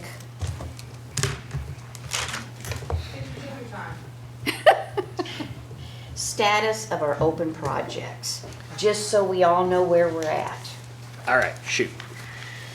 First off, we have the derelict buildings on our open projects. That was referred back on November 20th, 2018. Yep. And on May 9th, 2025, we referred it to the Special Ad Hoc Property Maintenance Code Committee. Now, when we've done this with other projects where we've taken and moved them over to the ad hoc, we then have removed them from, like, the Health and Safety Committee because they're now in ad hoc. So my question is that something we could do with derelict buildings? It was taken, it's being, again, moved over to, I'm just asking. Yeah, it can come off. I've got an opinion on all open projects. I know we can only discuss ours in this committee. But I see no reason why every open project for every committee couldn't be taken off of the list and anything that's important be re-referred. That sounds like the best. Because we Yes. kind of need a reset. Yes, we do. Mm-hmm. I agree with that wholeheartedly. Sure. The only thing that I can see that being a problem is if something like precedent, like unprecedented comes up, like 42080 East Mansfield Street, and the building's falling down, we have to have a special meeting to re-refer it, and then a special committee meeting to discuss it, so I just. I guess I don't mean anything that's not currently actually in play. Right, but the buildings for public lands and buildings, it's been left on as like almost like a placeholder. Yeah. I just wish there was something better where it's like if it's in our duties, like we should just be able to discuss it. You know what I mean? Like in our list of duties on our ordinances, but where is Call it your saying? state rep. Yeah, well, I was saying, there's nothing for us to write to, we have to re-refer it every I time. guess let me say what my thought was is if we wiped everything off there and the first meeting of 2026 happens and the Health and Safety Committee or any member of council should say, well, I want to send these 4 things to, start fresh. Let each committee or, figure out a list. And that could just be simply go through the list and take what really needs to stay on here, what needs to come Yeah. off. That's, I guess, where I'm trying to go with Yeah, this. I just would maybe hold off on it, because like if half of the building falls into the street tomorrow, wrong. that's kind of my. There's stuff on there that's, Doesn't need to be on Yeah. there, I agree, yeah. So, back to my question, what are we gonna do with derelict buildings, or what can we do, Well, it's in the ad hoc. right? I don't necessarily think we should take it off the open projects Okay. for health and safety, Okay, because we are the elected officials, and this city does have a lot of derelict houses. I think it's broad enough that keeping it is probably in the committee's best interest. so, and that is an opinion based on the subject matter, because again, we've Right. done exactly what I've mentioned with other. Okay, gotcha. Okay, the good one, 450 Dudley Street. Back on July 31st, you indicated or stated. Still no updates. It's working its way through the court, has no update, it's a private thing right now, and will not comment. Is there anything that we're gonna be involved with this, the Health and Safety Committee? No, So why does this have to be? it doesn't have to be on other Great. projects. then that's removed. Second? Jim says aye. Chapter 505, Animals and Fowl. At the August 21 committee meeting, when we were talking about our licensing and what have you, and I made the comment, we're only going to do just a few at a time, so that, you know, big long list doesn't scare you. You stated that you had edits done on animals and fowl, so I could take a look at those. But I never asked you to email them to me, and you never offered to email them to me. So, will you email them to me? Yes. Thank you. Wavelength and cameras. Can this be removed from our list? I don't see why not. Just for information, taxi cab licensing, that was non-emergency. It had its first reading on the 3rd of this month, so that stays on. Peddlers and solicitors law, we can remove that from the list because we had emergency legislation at our 11/3 council meeting. Criminal ordinance package. Yes, I was working with Neil on that. Now I need to work with Dorsey on that. Okay, because we had requested draft legislation at our February 20th committee meeting. Okay. Not a problem, it's just, you know. Okay, the traffic commission letter that was twofold, we've taken care of the one part. The other had to do with, it says, turn lanes on South Sandusky. That's where we're looking to take out the middle. And he said they were gonna do a study, I think in the spring. Okay, great, so that's, and we stated that at the at the May 5th, 25th meeting that, or not that one, but we said the legislation was put on hold. But I didn't know why it was put on hold. I think they were waiting Okay. on a traffic study to see the feasibility of removing the turn lanes. Okay, gotcha. Yeah, I think they still got the counters out, don't they? I don't know. Okay. Now, Clarissa, this is one for you, if you wouldn't mind. 1308 Fremont Street. That was one that you had referred to our committee, and you mentioned back on June 26th that it's currently being remedied by the administration, building partially burned down. It's posted as a public nuisance. The owner is deceased, no estate filed, and not sure if anything to be done by council. So it was referred not only to our committee, but Public Lands and Buildings. What's the status of that? It's still burned down, half burnt down. And I mean, is there something that, Chad, did you guys condemn that as a fire hazard? I don't know that we did. Because if you do that, if it's a fire hazard, we can just take it. Correct. It's definitely a fire hazard. Oh, yeah. Did we collect a deposit from insurance? There was no insurance. There was no insurance, okay. That's the problem where we run into that. so. Right. Could you condemn that building for us, please? Seriously, if it's a fire hazard, that'd make getting rid of it way easier, because then we can just go in and take it. It doesn't have to go through probate and all that nonsense. I don't think. so it sounds Pretty like sure. this is one you want to leave on? Oh, yeah. Okay. Thank you, Clarissa. Next, just for info, Norfolk Southern signal rates, that was non-emergency, had its second reading at our Monday council meeting, so it stays on, has one more reading. Public communications. This was the one where Clarissa was asking the committee to consider recommending an ordinance that establishes a citywide communication policy. We talked about it. And this was where, Mr. Myers, you felt that you would like the administration to be given the opportunity to take this project on. I did. And you stated that you felt we didn't need to keep passing more laws for the sake of passing if they don't need to be created. Then Jim, you came along and said, let the administration bring the policy to council and then we'll make it law. And I'm like, okay. I don't know what's going on. Nobody said contact the administration. I mean, I still feel like it's their problem and not our problem. I don't believe a law needs created to tell our city officials how to communicate. Okay.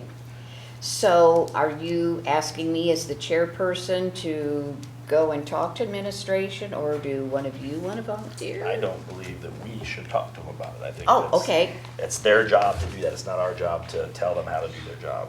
They're undergoing some stuff with Coastside right now. Yeah. I mean, Okay. So the question is, if we're not feeling it's our job, You can remove it from open projects. yeah, why do we have it on open projects? So what is the committee wanting to do on that? I'm in favor of removal. Jim? agreed. E-bikes and non-traditional bikes. This was where Chief Dorsey discussed this at the September 2nd, 25 council meeting, and it was referred to our committee.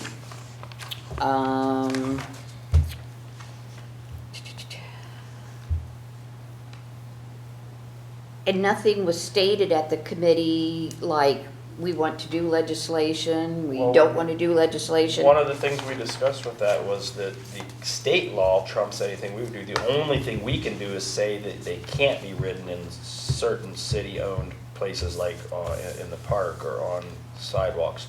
But we can't restrict their use any other way because of the state law that already exists. So Okay. unless we want to say that they can't be ridden on a sidewalk, then it's null and void I for mean, us. is already the law. Only in the downtown business district currently. No, because they're covered under the same laws Bicycles, as- under our city ordinance, only bicycles cannot be ridden in the downtown business district. They can be ridden in residential sidewalks. Dorsey, I got a couple questions for you. You want to stand up? He's got a microphone. Oh, you got a mic? All right.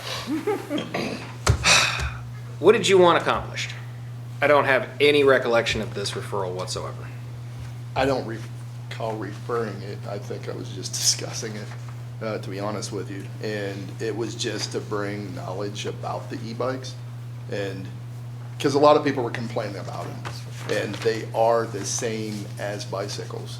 I just wanted everybody to be aware it's the same as a bicycle. So, really, there wasn't nothing to be referred. It was basically, it's a bicycle. And you can hardly restrict bicycles on residential sidewalks, because what are you gonna do with the 4-year-old that's just learning to ride a bike, throw him out in the street? I mean, Right.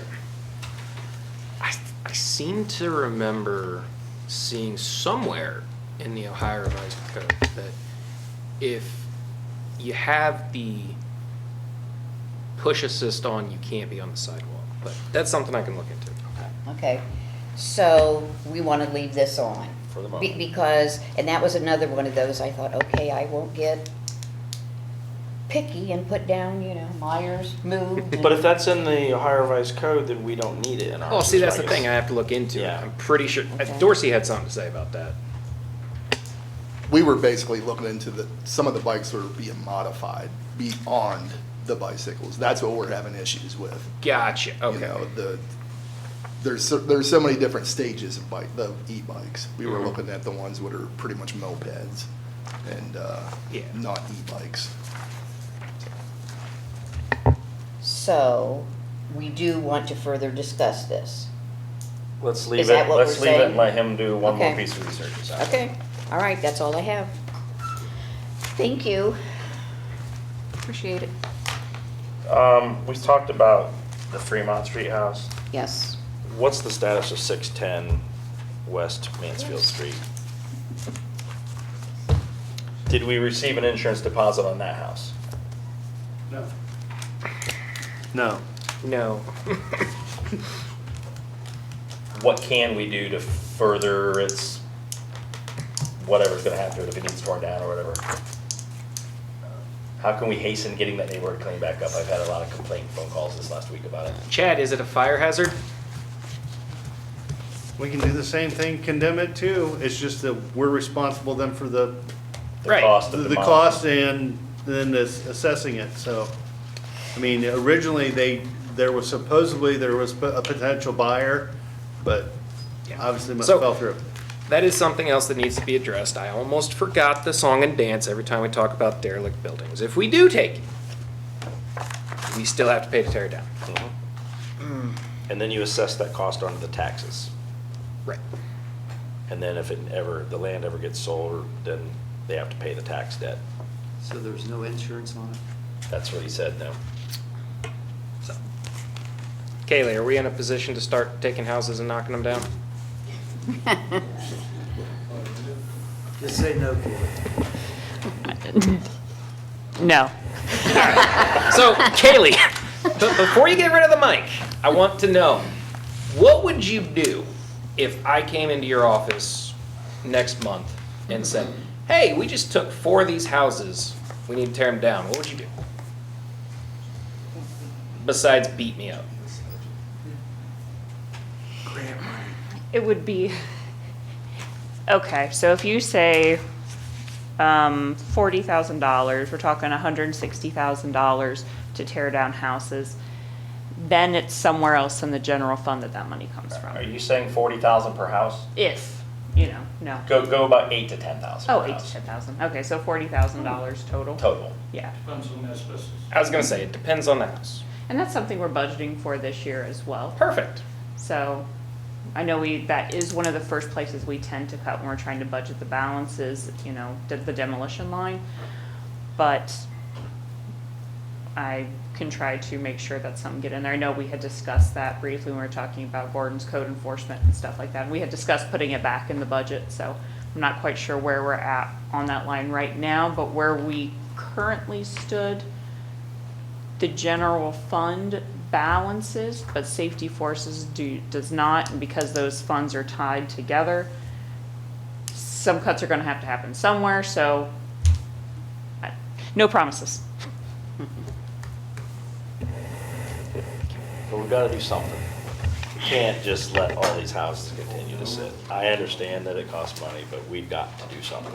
If there is there, okay, so let me ask you this, using this 610 West Mansfield as an example. There is no insurance. Is there still an owner? Yes. And What is the can owner? you do to go after that owner to make this happen? Take it away, Chad. It's a trust. Yeah. Yeah, it's a trust. So, kind of. There's an owner, but it's yeah, so. Goes into the whole, 116 East Liberty Street is all of a sudden in an estate. We can't do anything really. We have to probate it. It has to be probated. So. Unless it's a fire hazard. If it's a fire hazard and you take it and go that route, do you still have to do asbestos remediation after a fire for demolition? That's a good question. Most of them generally not in those situations because they're too far. That's what I thought. To be And able to it's remediate. unsafe to even go in to do a Correct. remediation.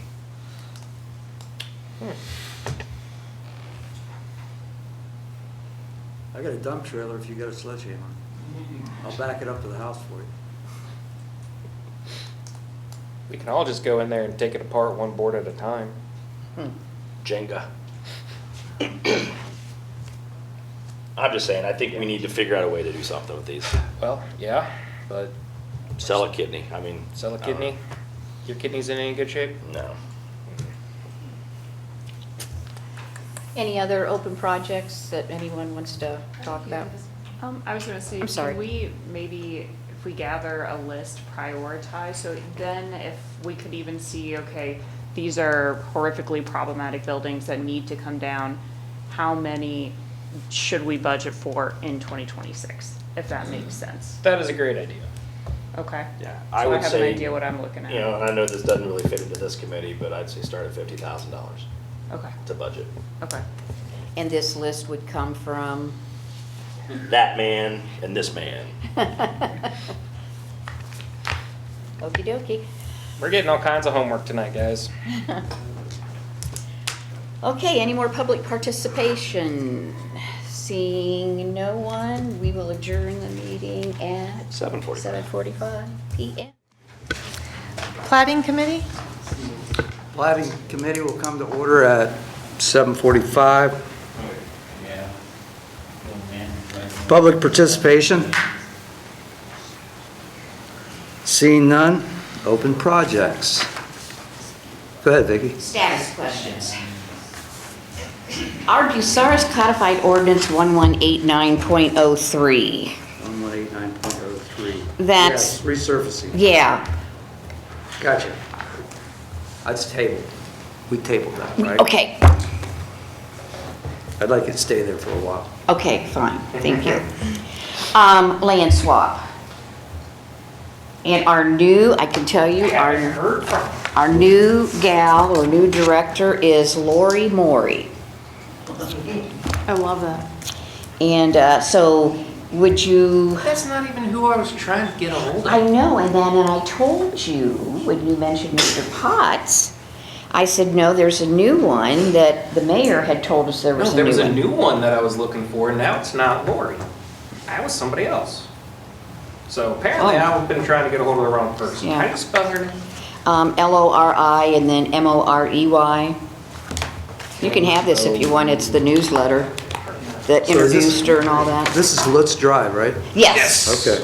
And Kerstetter Road. Our side is done, their side is not. Okay. All right, so you will follow up, please? Yes. So is there any reason to have food trucks on there? You know, food trucks was referred to both committees, and lucky health and safety, we got it. So, On platting, because you guys we were talking about deciding, could you say where they could or couldn't park? oh, I think that's why. but we've never talked about it. We don't want to, in planning. we don't want to open up that can of worms, because then we're screwing with the ice cream man. Hey, I agree with him. So I guess the question is, I would like to you take want to it know off. to take it off? I'm fine with taking it off. That's fine with, I mean, otherwise, I mean, I don't think someone's gonna park on a side street expecting to get a bunch of traffic. They're most likely gonna Yeah, I be in think we can let town. the market take care of that one. Right. Encroachment agreement. That Where you has to at? do with Avita. I thought we didn't need an encroachment agreement. Well, that's what Dylan said, Mr. Wyatt, that he didn't feel it was necessary. But at our September 18th committee meeting, Mr. Goldberg, you stated that we need a resolution that says we authorize and direct the service safety director and yourself to sign the easement, and legislation was requested. Right, so the easement is different. So Dylan explained this. It was because we didn't ask the right question, which I understand why people don't like lawyers, but didn't ask the right question. So we don't technically need an easement, but what we do want We don't is need an easement, or we don't need an encroachment agreement? we don't need either. Either, okay. Technically. One is provided for by the law, but we want more, what's the word I'm looking, customization. We want the easement, which is what I've been writing is authorizing and directing Tommy and I to sign the easement. Right. So Have how's I that been working coming? on the, yeah, it's almost done. Okay. You know I'm gonna keep asking you these questions until I'm gone. I know. Well, Give me okay, your list so when you're gone, okay? It would have been done today, but I've been prepping for this trial that was supposed to have tomorrow. Okay. And I found out this afternoon it got continued. And we're starting over because there's a new judge, so. Now, do you want me to go? Little I'm bit. being funny. Little bit. Okay. Cumulative zoning. Cumulative Where we at on zoning. that? We need to hear from Mike. Well, you know, Mike had come up and talked quite a bit on cumulative zoning. Oh, but wait a minute. That was also on September the 2nd, at the council meeting. You couldn't remember if this had been referred, and it had been referred. It had been referred to the platting. Well, then you asked for it to be referred to both a special ad hoc for zoning and to platting. Then on September 4th, when we had our committee meeting, they said that they want it left in ad hoc and platting.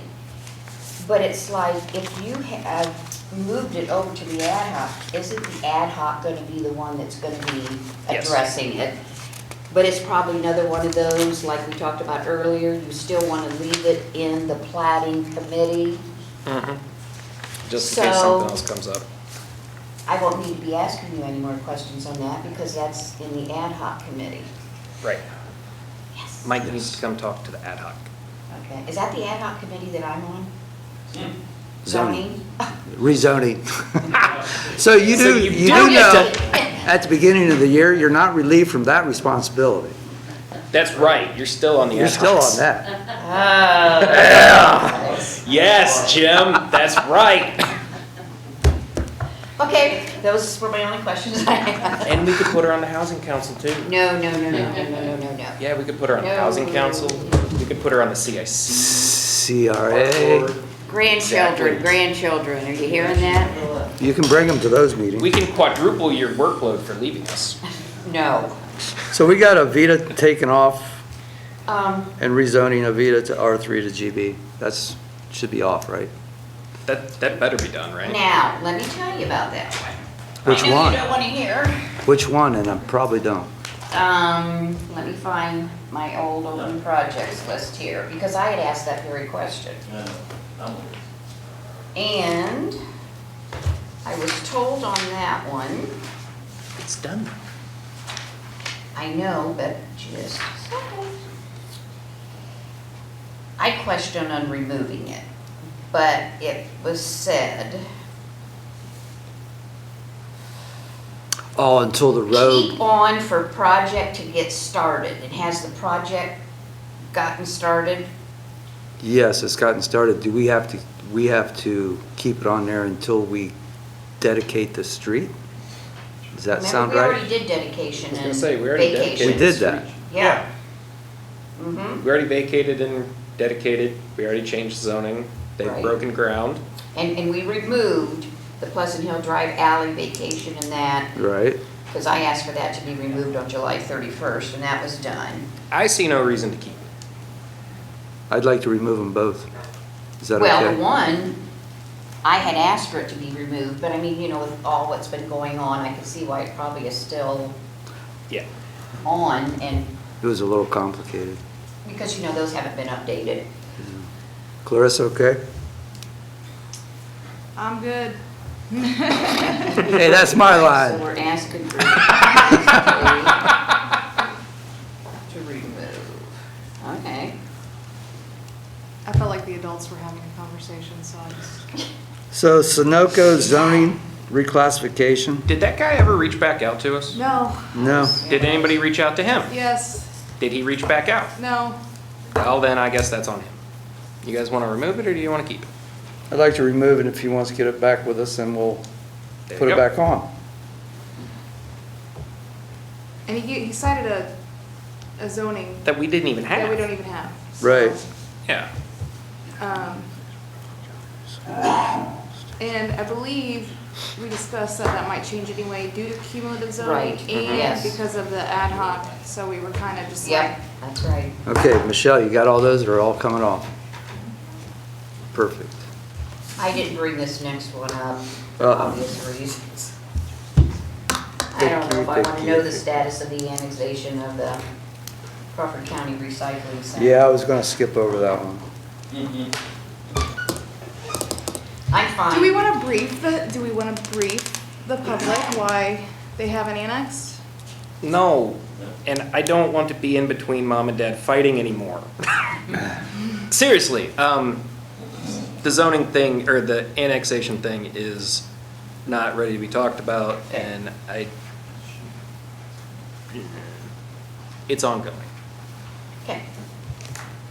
So is it something we could take off and re-refer? And No. maybe- Oh, Okay. yeah, we should. No. Just like with all the other annexations that we've got under economic development, we've always, you know.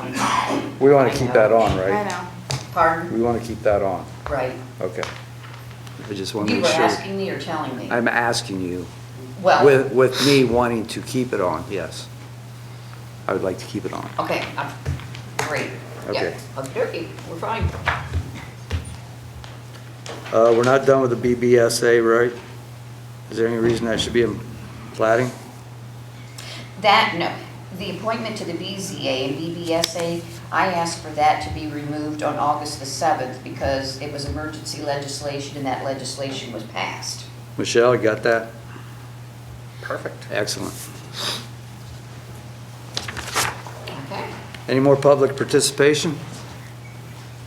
Seeing none, meeting adjourned at 7:56.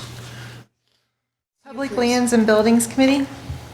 Public Lands and Buildings Committee meeting, 7:59. Members present, Clarissa Slater, Terry Spiegel, I myself, pro temp chair.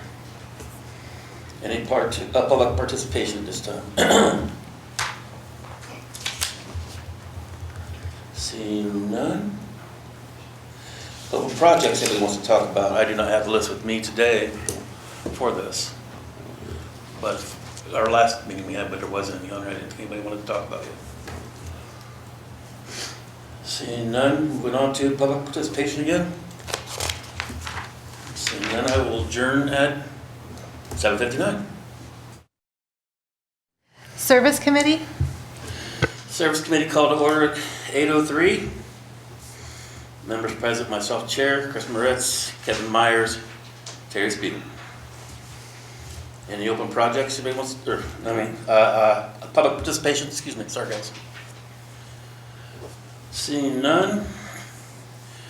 Want to bring up Title 900 stuff. I know we only had 3 days to look at it so far. You guys only had 3 days to look at it so far. I agree with Terry, it's all pretty darn close. The only thing I've seen is 9/15/08 still needs looked at yet. I did reach out to the person who is working on that and did not get back with me yet. And the only other one I've seen, if you want to bring it up, it's fine. If not, is 9/31/02 is what we were talking about earlier. That's the second sentence, and that's kind of wonky on that one. Other than that, I've seen everything else. I should say 931-02, section E, first two sentences are a little weird. Other than that, it's getting close past, after we get to 9:15, I think it should be ready to pass on. If everybody's good with that from what you've read so far, I think next Tuesday we ought to be able to do it. It should be done by then, or next Thursday at our council meeting, committee meeting, we should be ready to go. That's just the two things, that's it. Everything else looks pretty good. Looks good. Yeah, it really does. No. Okay. Anything on the open project anybody wants to talk about? No, sir. Seeing none, public participation again. Seeing none again, meeting adjourned at 8:05. Finance Committee? Finance Committee called to order at 8:06 PM. Members present, James Mee, Christopher Moritz, Vicky DeShawn, and myself, Chair. Public participation for finance? Seeing none. First item is appropriations. Auditor Lewis. Tonight I have for appropriations for the purpose of Lands and Buildings Electric, 101 General Fund Program, 7 General Government, Department 7770 Lands and Buildings, item line 23 Contractual Services, increasing the amount by $10,000. And that's it. Any questions of the auditor from the committee on this appropriation? No. If not, I will entertain a motion requesting emergency legislation. So moved. Second. I have a motion by Mrs. DeShawn and a second by Mr. Moritz. Is there any discussion? Nope. No. Hearing none. DeShawn. Yes. Moritz. Yes. Me. Yes. I'm also a yes. Motion passes unanimously. All right. BCO 113.01.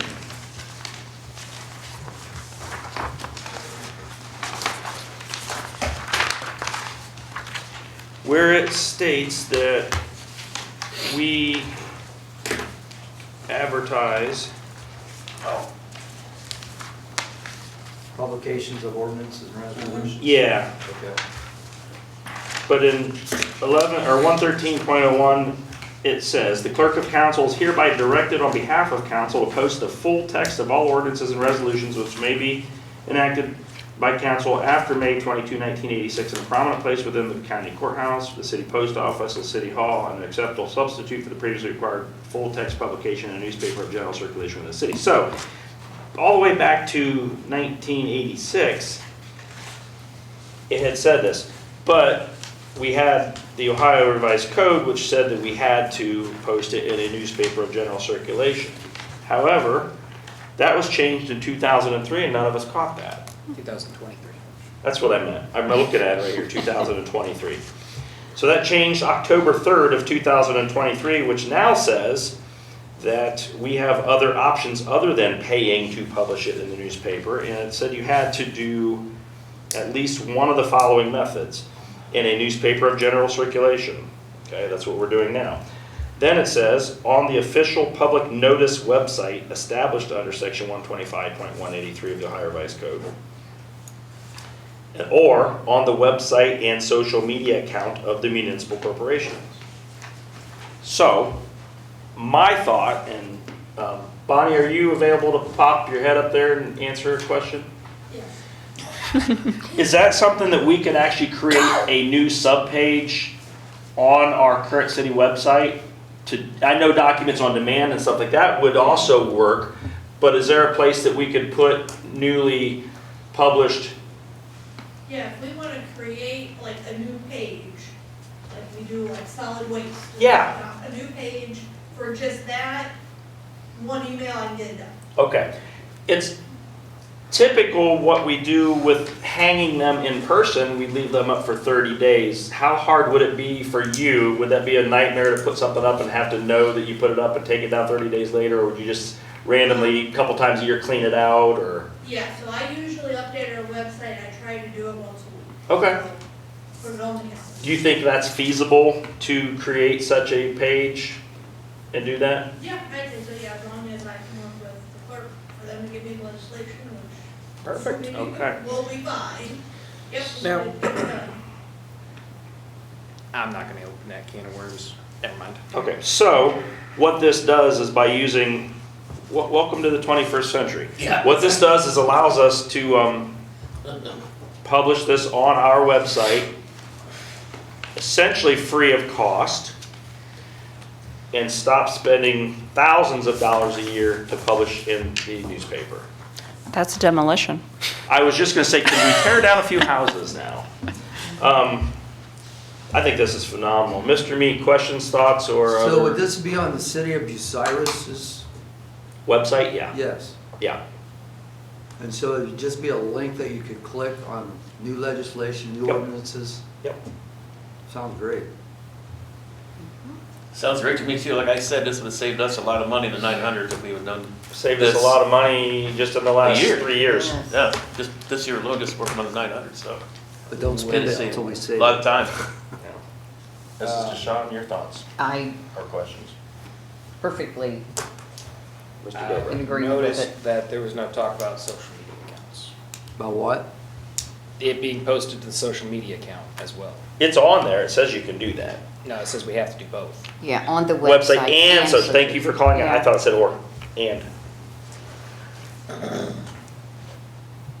So what's a social media account? Let me back up. What is the official public notice website established under 125.182? Is that a I think it's state-run a state- website? Yeah, I think it's a state-run So we website. could essentially email it to the state to post it as well.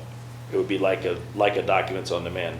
Theoretically, I would have to look at 125.182 and talk to a couple of people, but I'm pretty sure that that was created as like a central thing. Yeah. To not have to pay. Yeah, put it but in I can paper. look more into that. I just know about it generally. Also, something we're gonna look at is in B, whoever writes the publication also needs to make note that the complete text of each such ordinance or resolution may be obtained or viewed at the office of the clerk of the legislative authority.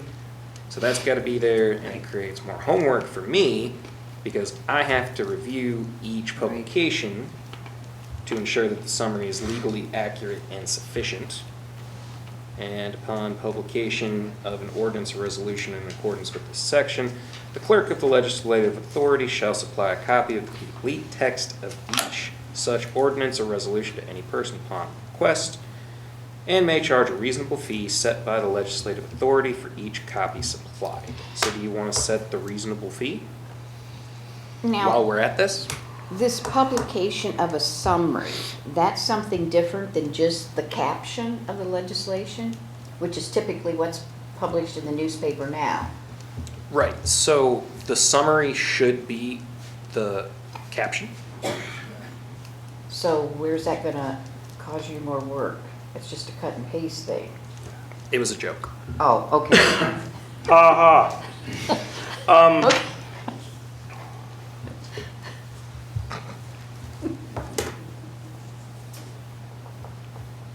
I would like, I'll entertain your guys' thoughts, but my thoughts is I would like to ask him for a piece of draft legislation for us to look at our next meeting. And that, what that does is it allows him to look at 125.182 and make a decision which route is better for us. Hey, Bonnie, another question for you. Yes. Since you run the city's Facebook page, I'll ask this question, and then we also could use the council's Facebook page Not at the potentially. moment. I'm speaking in future terms. Gotcha. How difficult would it be, or would you think that we could just post a link after each meeting and say updated legislation may be found blank, and we could just do that at every after every meeting? We can't do that because the way that it says in A is that a succinct summary of each municipal ordinance or resolution and all statements, orders, proclamations, whatever, has to be put on the website and social media. So whatever goes on the website has to go on social I understand that, but social media doesn't let you have this much space. It's limited to that amount of space, so I believe you could say that here is, it's published, here's your A link. succinct summary. Oh, I guess should just the be that caption. way. Yeah. Okay. I think you're limited to what, 700 Yeah, but characters or something? caption, think about Some of the captions are very abbreviations and- long, Some of them are pretty long. but they wouldn't have made it a state law if it wasn't impossible to do. That's my point. I think that, Apparently you don't know our state legislature. yeah. I think that publishing a link to it, to click on it, is the same thing because that takes you to that within that. If I open up Facebook and go to the city's Facebook page and click on it, I've got that right there in my hands. So what you're talking about is the difference between strict construction of the statute and by its plain meaning and what perhaps a younger judge would say, which is, now the link's right there, all you have to do is click it and it shows it to you, you're fine. But we don't have a lot of young judges. Could we reach out to the OML and find out if they can direct us to any other communities that are already using this in place of newspapers and find out what they're doing? We could do that. That's a Okay. great idea.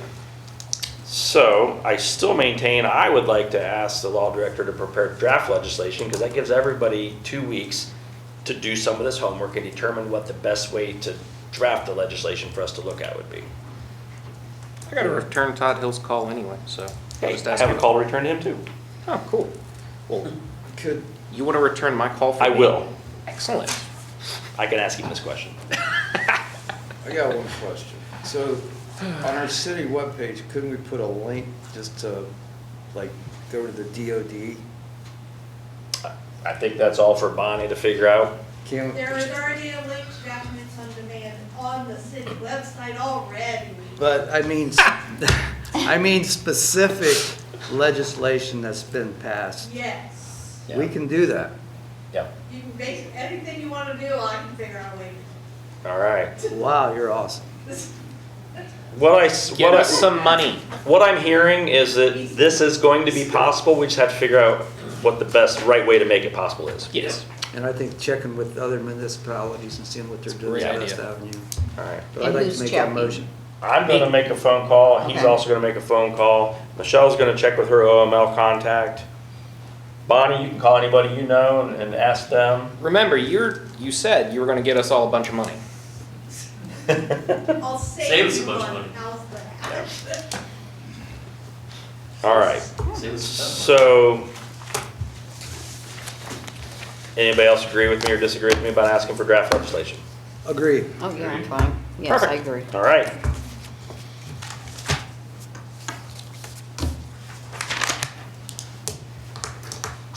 All right, open projects. I've got one. Because at our Monday night council meeting, proposed ordinance 44-2025 was held to its first reading. I want to ask you guys if you have reasons or questions or concerns, reasons that nobody made the motion or seconded the motion to move it on, so that we can figure out what the issues are and fix said issues. Which one are you talking about? 44-2025 was the transfers. Oh. It was the one that decreased the current balance within the personal services line item by $5,000 within the council category within the program 7 general government subparagraph of general fund, increasing the current balance in the contractual services line item by $5,000 into the council category within the program 7 general government subparagraph. Yeah, one F for the help, the clerk, help over there? Yes. Okay. Good question is, does she need help? There's other avenues, I think, that. Yeah.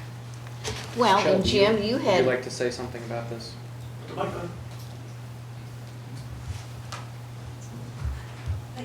Loud and proud. Welcome to the family. Being put on the spot.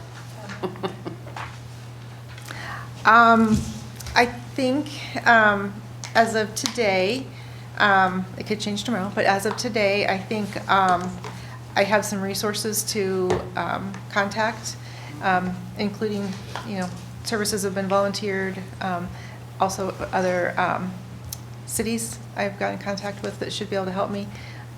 So I might be able to report back on that, something different, but as of today, I think we're okay. Perfect.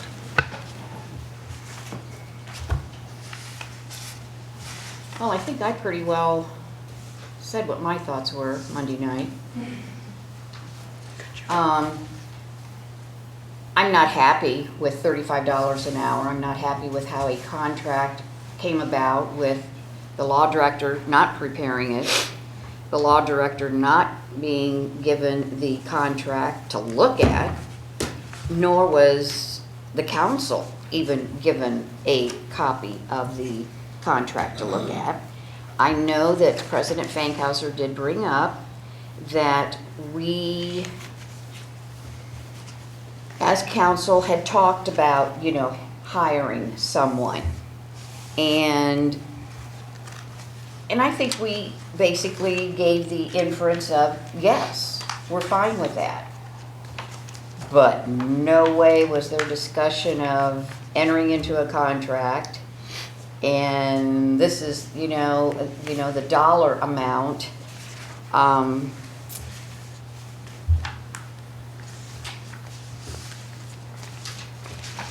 So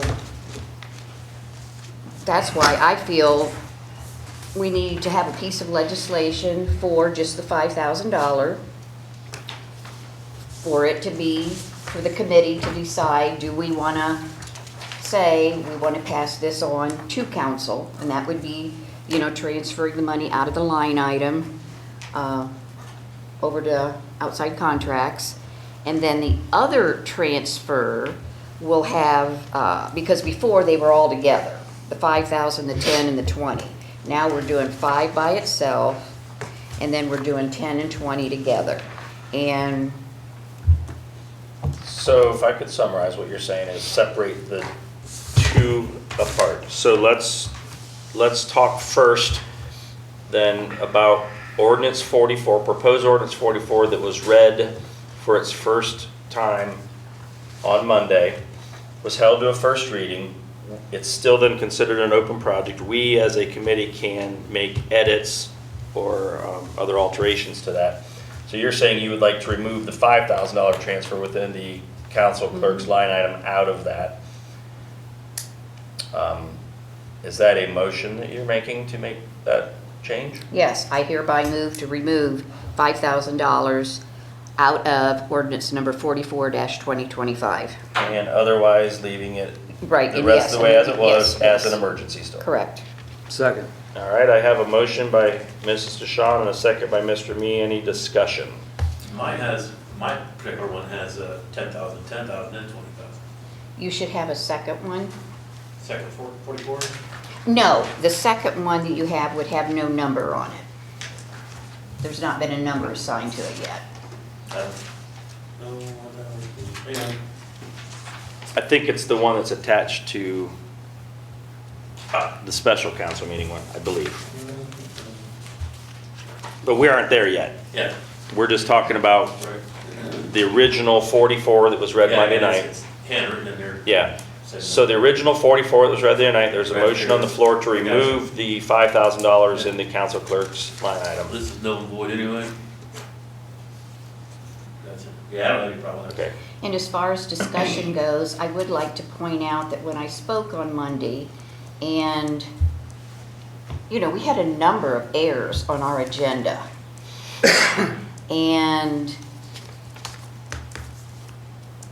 I believe that what I said maybe came across as not what I meant to say, but I was not stating that our new council clerk screwed up the agenda. I think I tried to basically ask Mr. Fankhauser, why did you not tell our new clerk, we have this piece of legislation. As he's pointed out, the agenda, he does the agenda, he puts on the agenda what he wants on the agenda, and he reviews it. So that obviously was not done. And the other errors on the agenda, that is part of the training.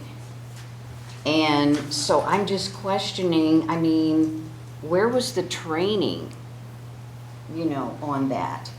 To answer Mr. Spiegel's question, does our new council clerk need training? Nope. Now, she has questions. I've sat in the office. I mean, no. And like has been pointed out, there's training available, free of charge. Now, my question is, has there been training done? Like, has there actually been hands-on training that's been done By, Kelly? She's put in hours and there was a requisition turned in to the auditor's office. I don't know the exact number of hours of that, but. I do. You wanna know? All right, yes. While we have the camera on, I'd like to know that.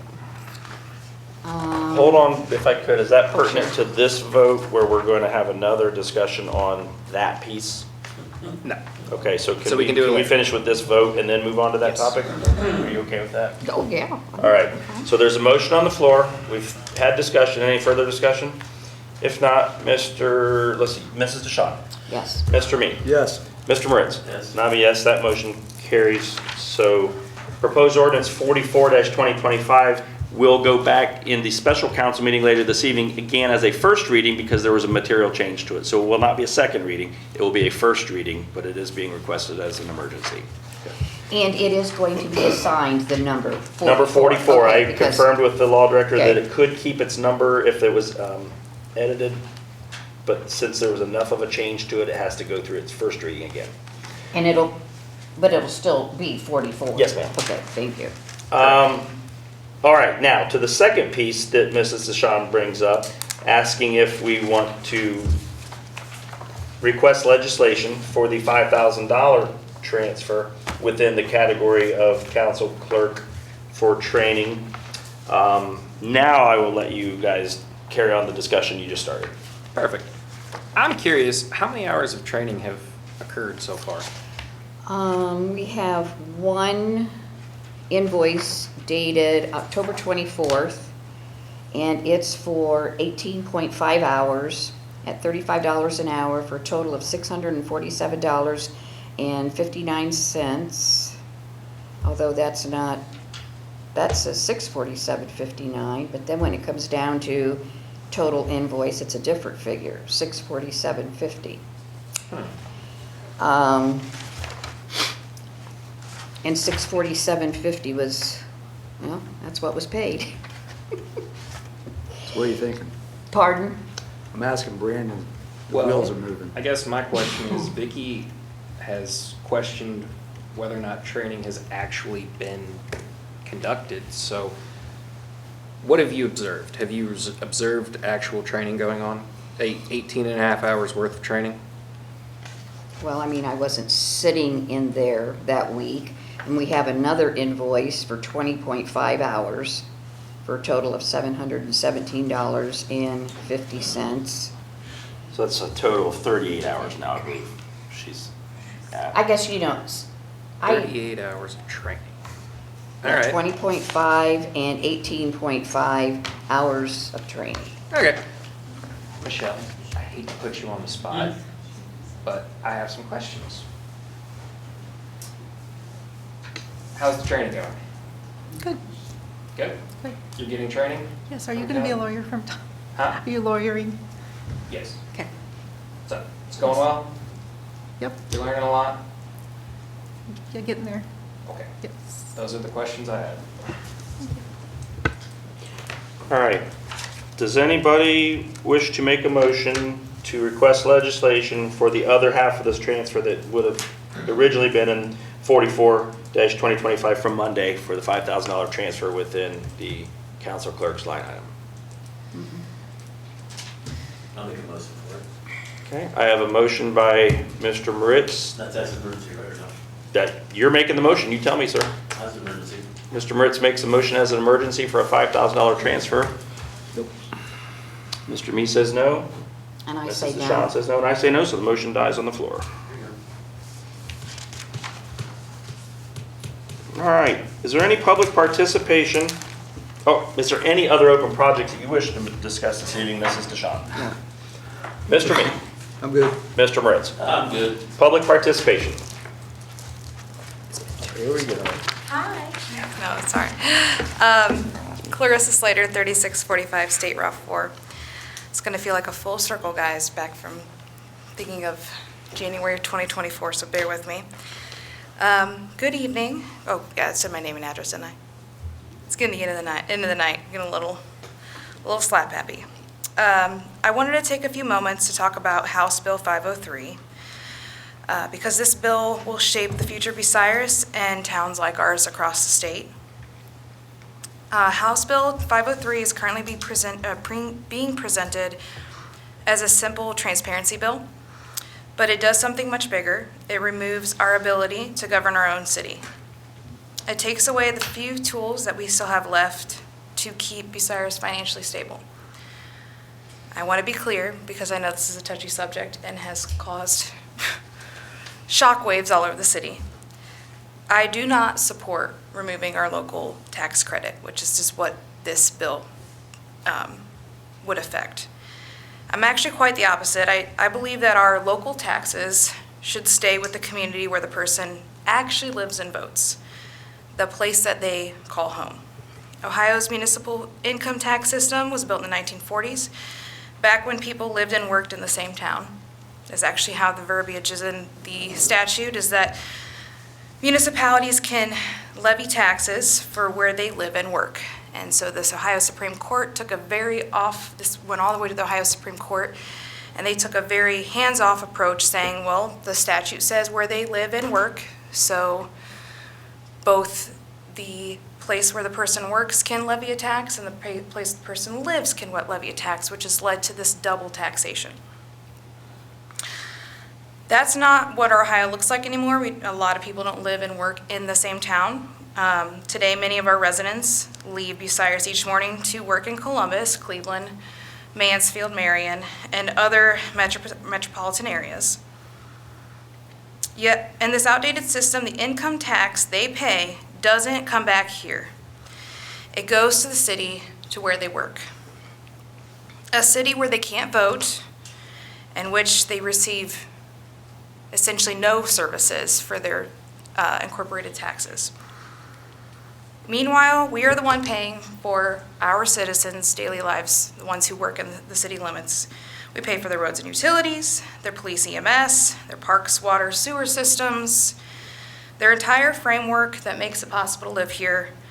We pay for all that, but their income tax leaves Bucyrus.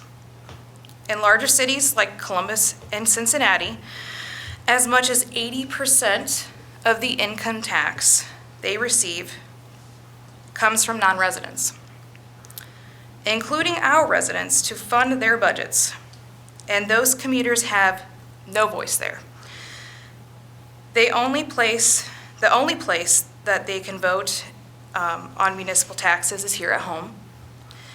House Bill 503 makes that vote weaker.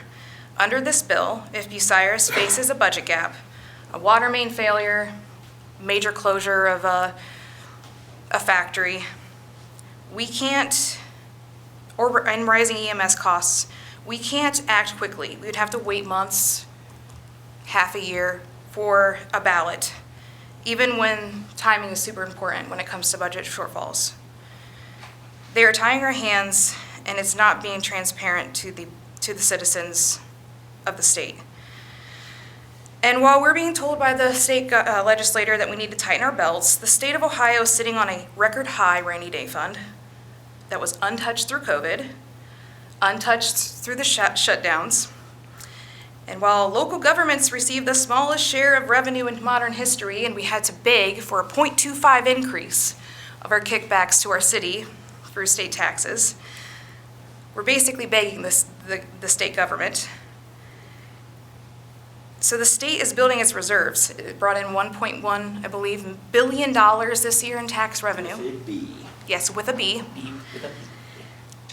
We are asked to tighten our belts, and the state is building its reserves, and it's stripping away tools from cities like ours to keep the lights on, the streets safe, and basic services running. This is backwards. I love the city, I love small town life, the pace, the connection, the sense of belonging, but small towns are struggling. We're not the only one. I went to the OML, we are not alone on this. Many municipalities are struggling with similar issues.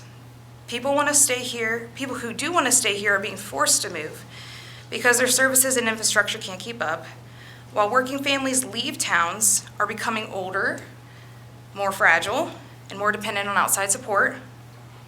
Small towns like us, or small cities like us, don't collapse all at once. They collapse slowly from policies that drain their revenue and limit their flexibility. House Bill 503 pushes that decline faster. We are not asking for special treatment. We're asking to keep the authority to govern of our own community. We're asking for them to honor the home rule state. If the state truly wants fairness, they should modernize the tax system built 80 years ago, not take more control away from communities trying to survive under it. So tonight, I'm asking our residents to make their voices heard. My apologies, my phone skipped around.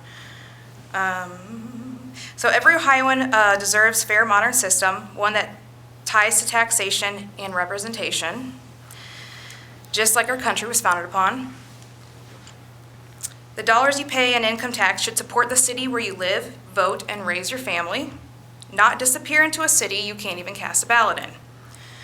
So tonight I'm asking our residents to make their voices heard. Contact our state representatives and senators.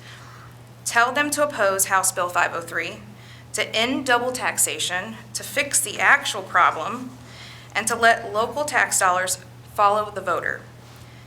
Because if the legislator votes for House Bill 503, they are voting to accelerate the collapse of the very communities that sent them there. Thank you. Mrs. Slater, before you walk away, I've got a couple questions for you. Yeah, of course. First of all, thank you. Second of all, I'm going to ask you for some help right now because we need to get this information out to the public. Yeah. Would you be willing to put a succinct or video, put the link to the video off of, FreeWire or wherever? Okay. Put a succinct message out on your council Facebook page since we don't have access to the Bucyrus City Council Facebook page. Right. That we all then could share, and hopefully that message is spread far and wide. Right. And then also, whether I do it, you do it, we all do it, let's make a request of our mayor to allow Bonnie to share that on the city's Facebook page to get it out to our residents, to implore a call to action to our residents to reach out to their state representatives for this. I applaud you for that, but let's make sure that it's not just to these 7, 8, 10 people in this room tonight, Right. that we get it out to our whole town. Correct. And just for clarification purposes, what this is saying is that the way that they have it structured is that if this passes August 1st of 2025, any changes to the tax credit would be revoked if it passes. So if other cities realize that they aren't able to stay solvent, this is what's happening in a lot of rural areas, their tax credit revocation would not be honored. Obviously, this council has made it very clear that's not what we want. I don't want that.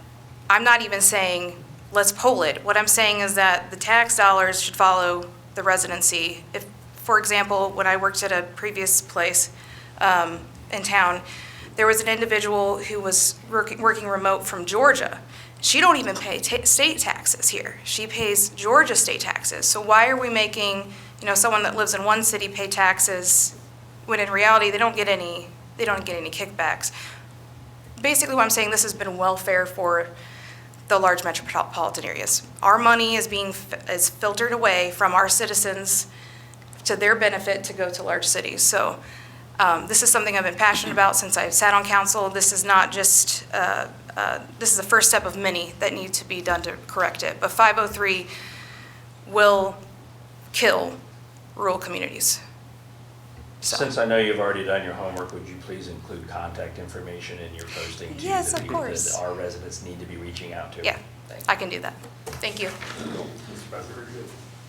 Also, if you get on the MOL's website, look up House Bill 503. There's also videos of testimony and sponsors that are on that. You can also watch those. I'll post a link. Yeah, I read that on their last weekly email. Yeah, it's gonna get ugly if it passes. That's something we've been fighting against for a long time. But luckily, it'll not be any of our problems, because by the time it comes to a head, none of us are gonna be here. All right. Any other public participation? If not, finance will adjourn at 8:41 p.m.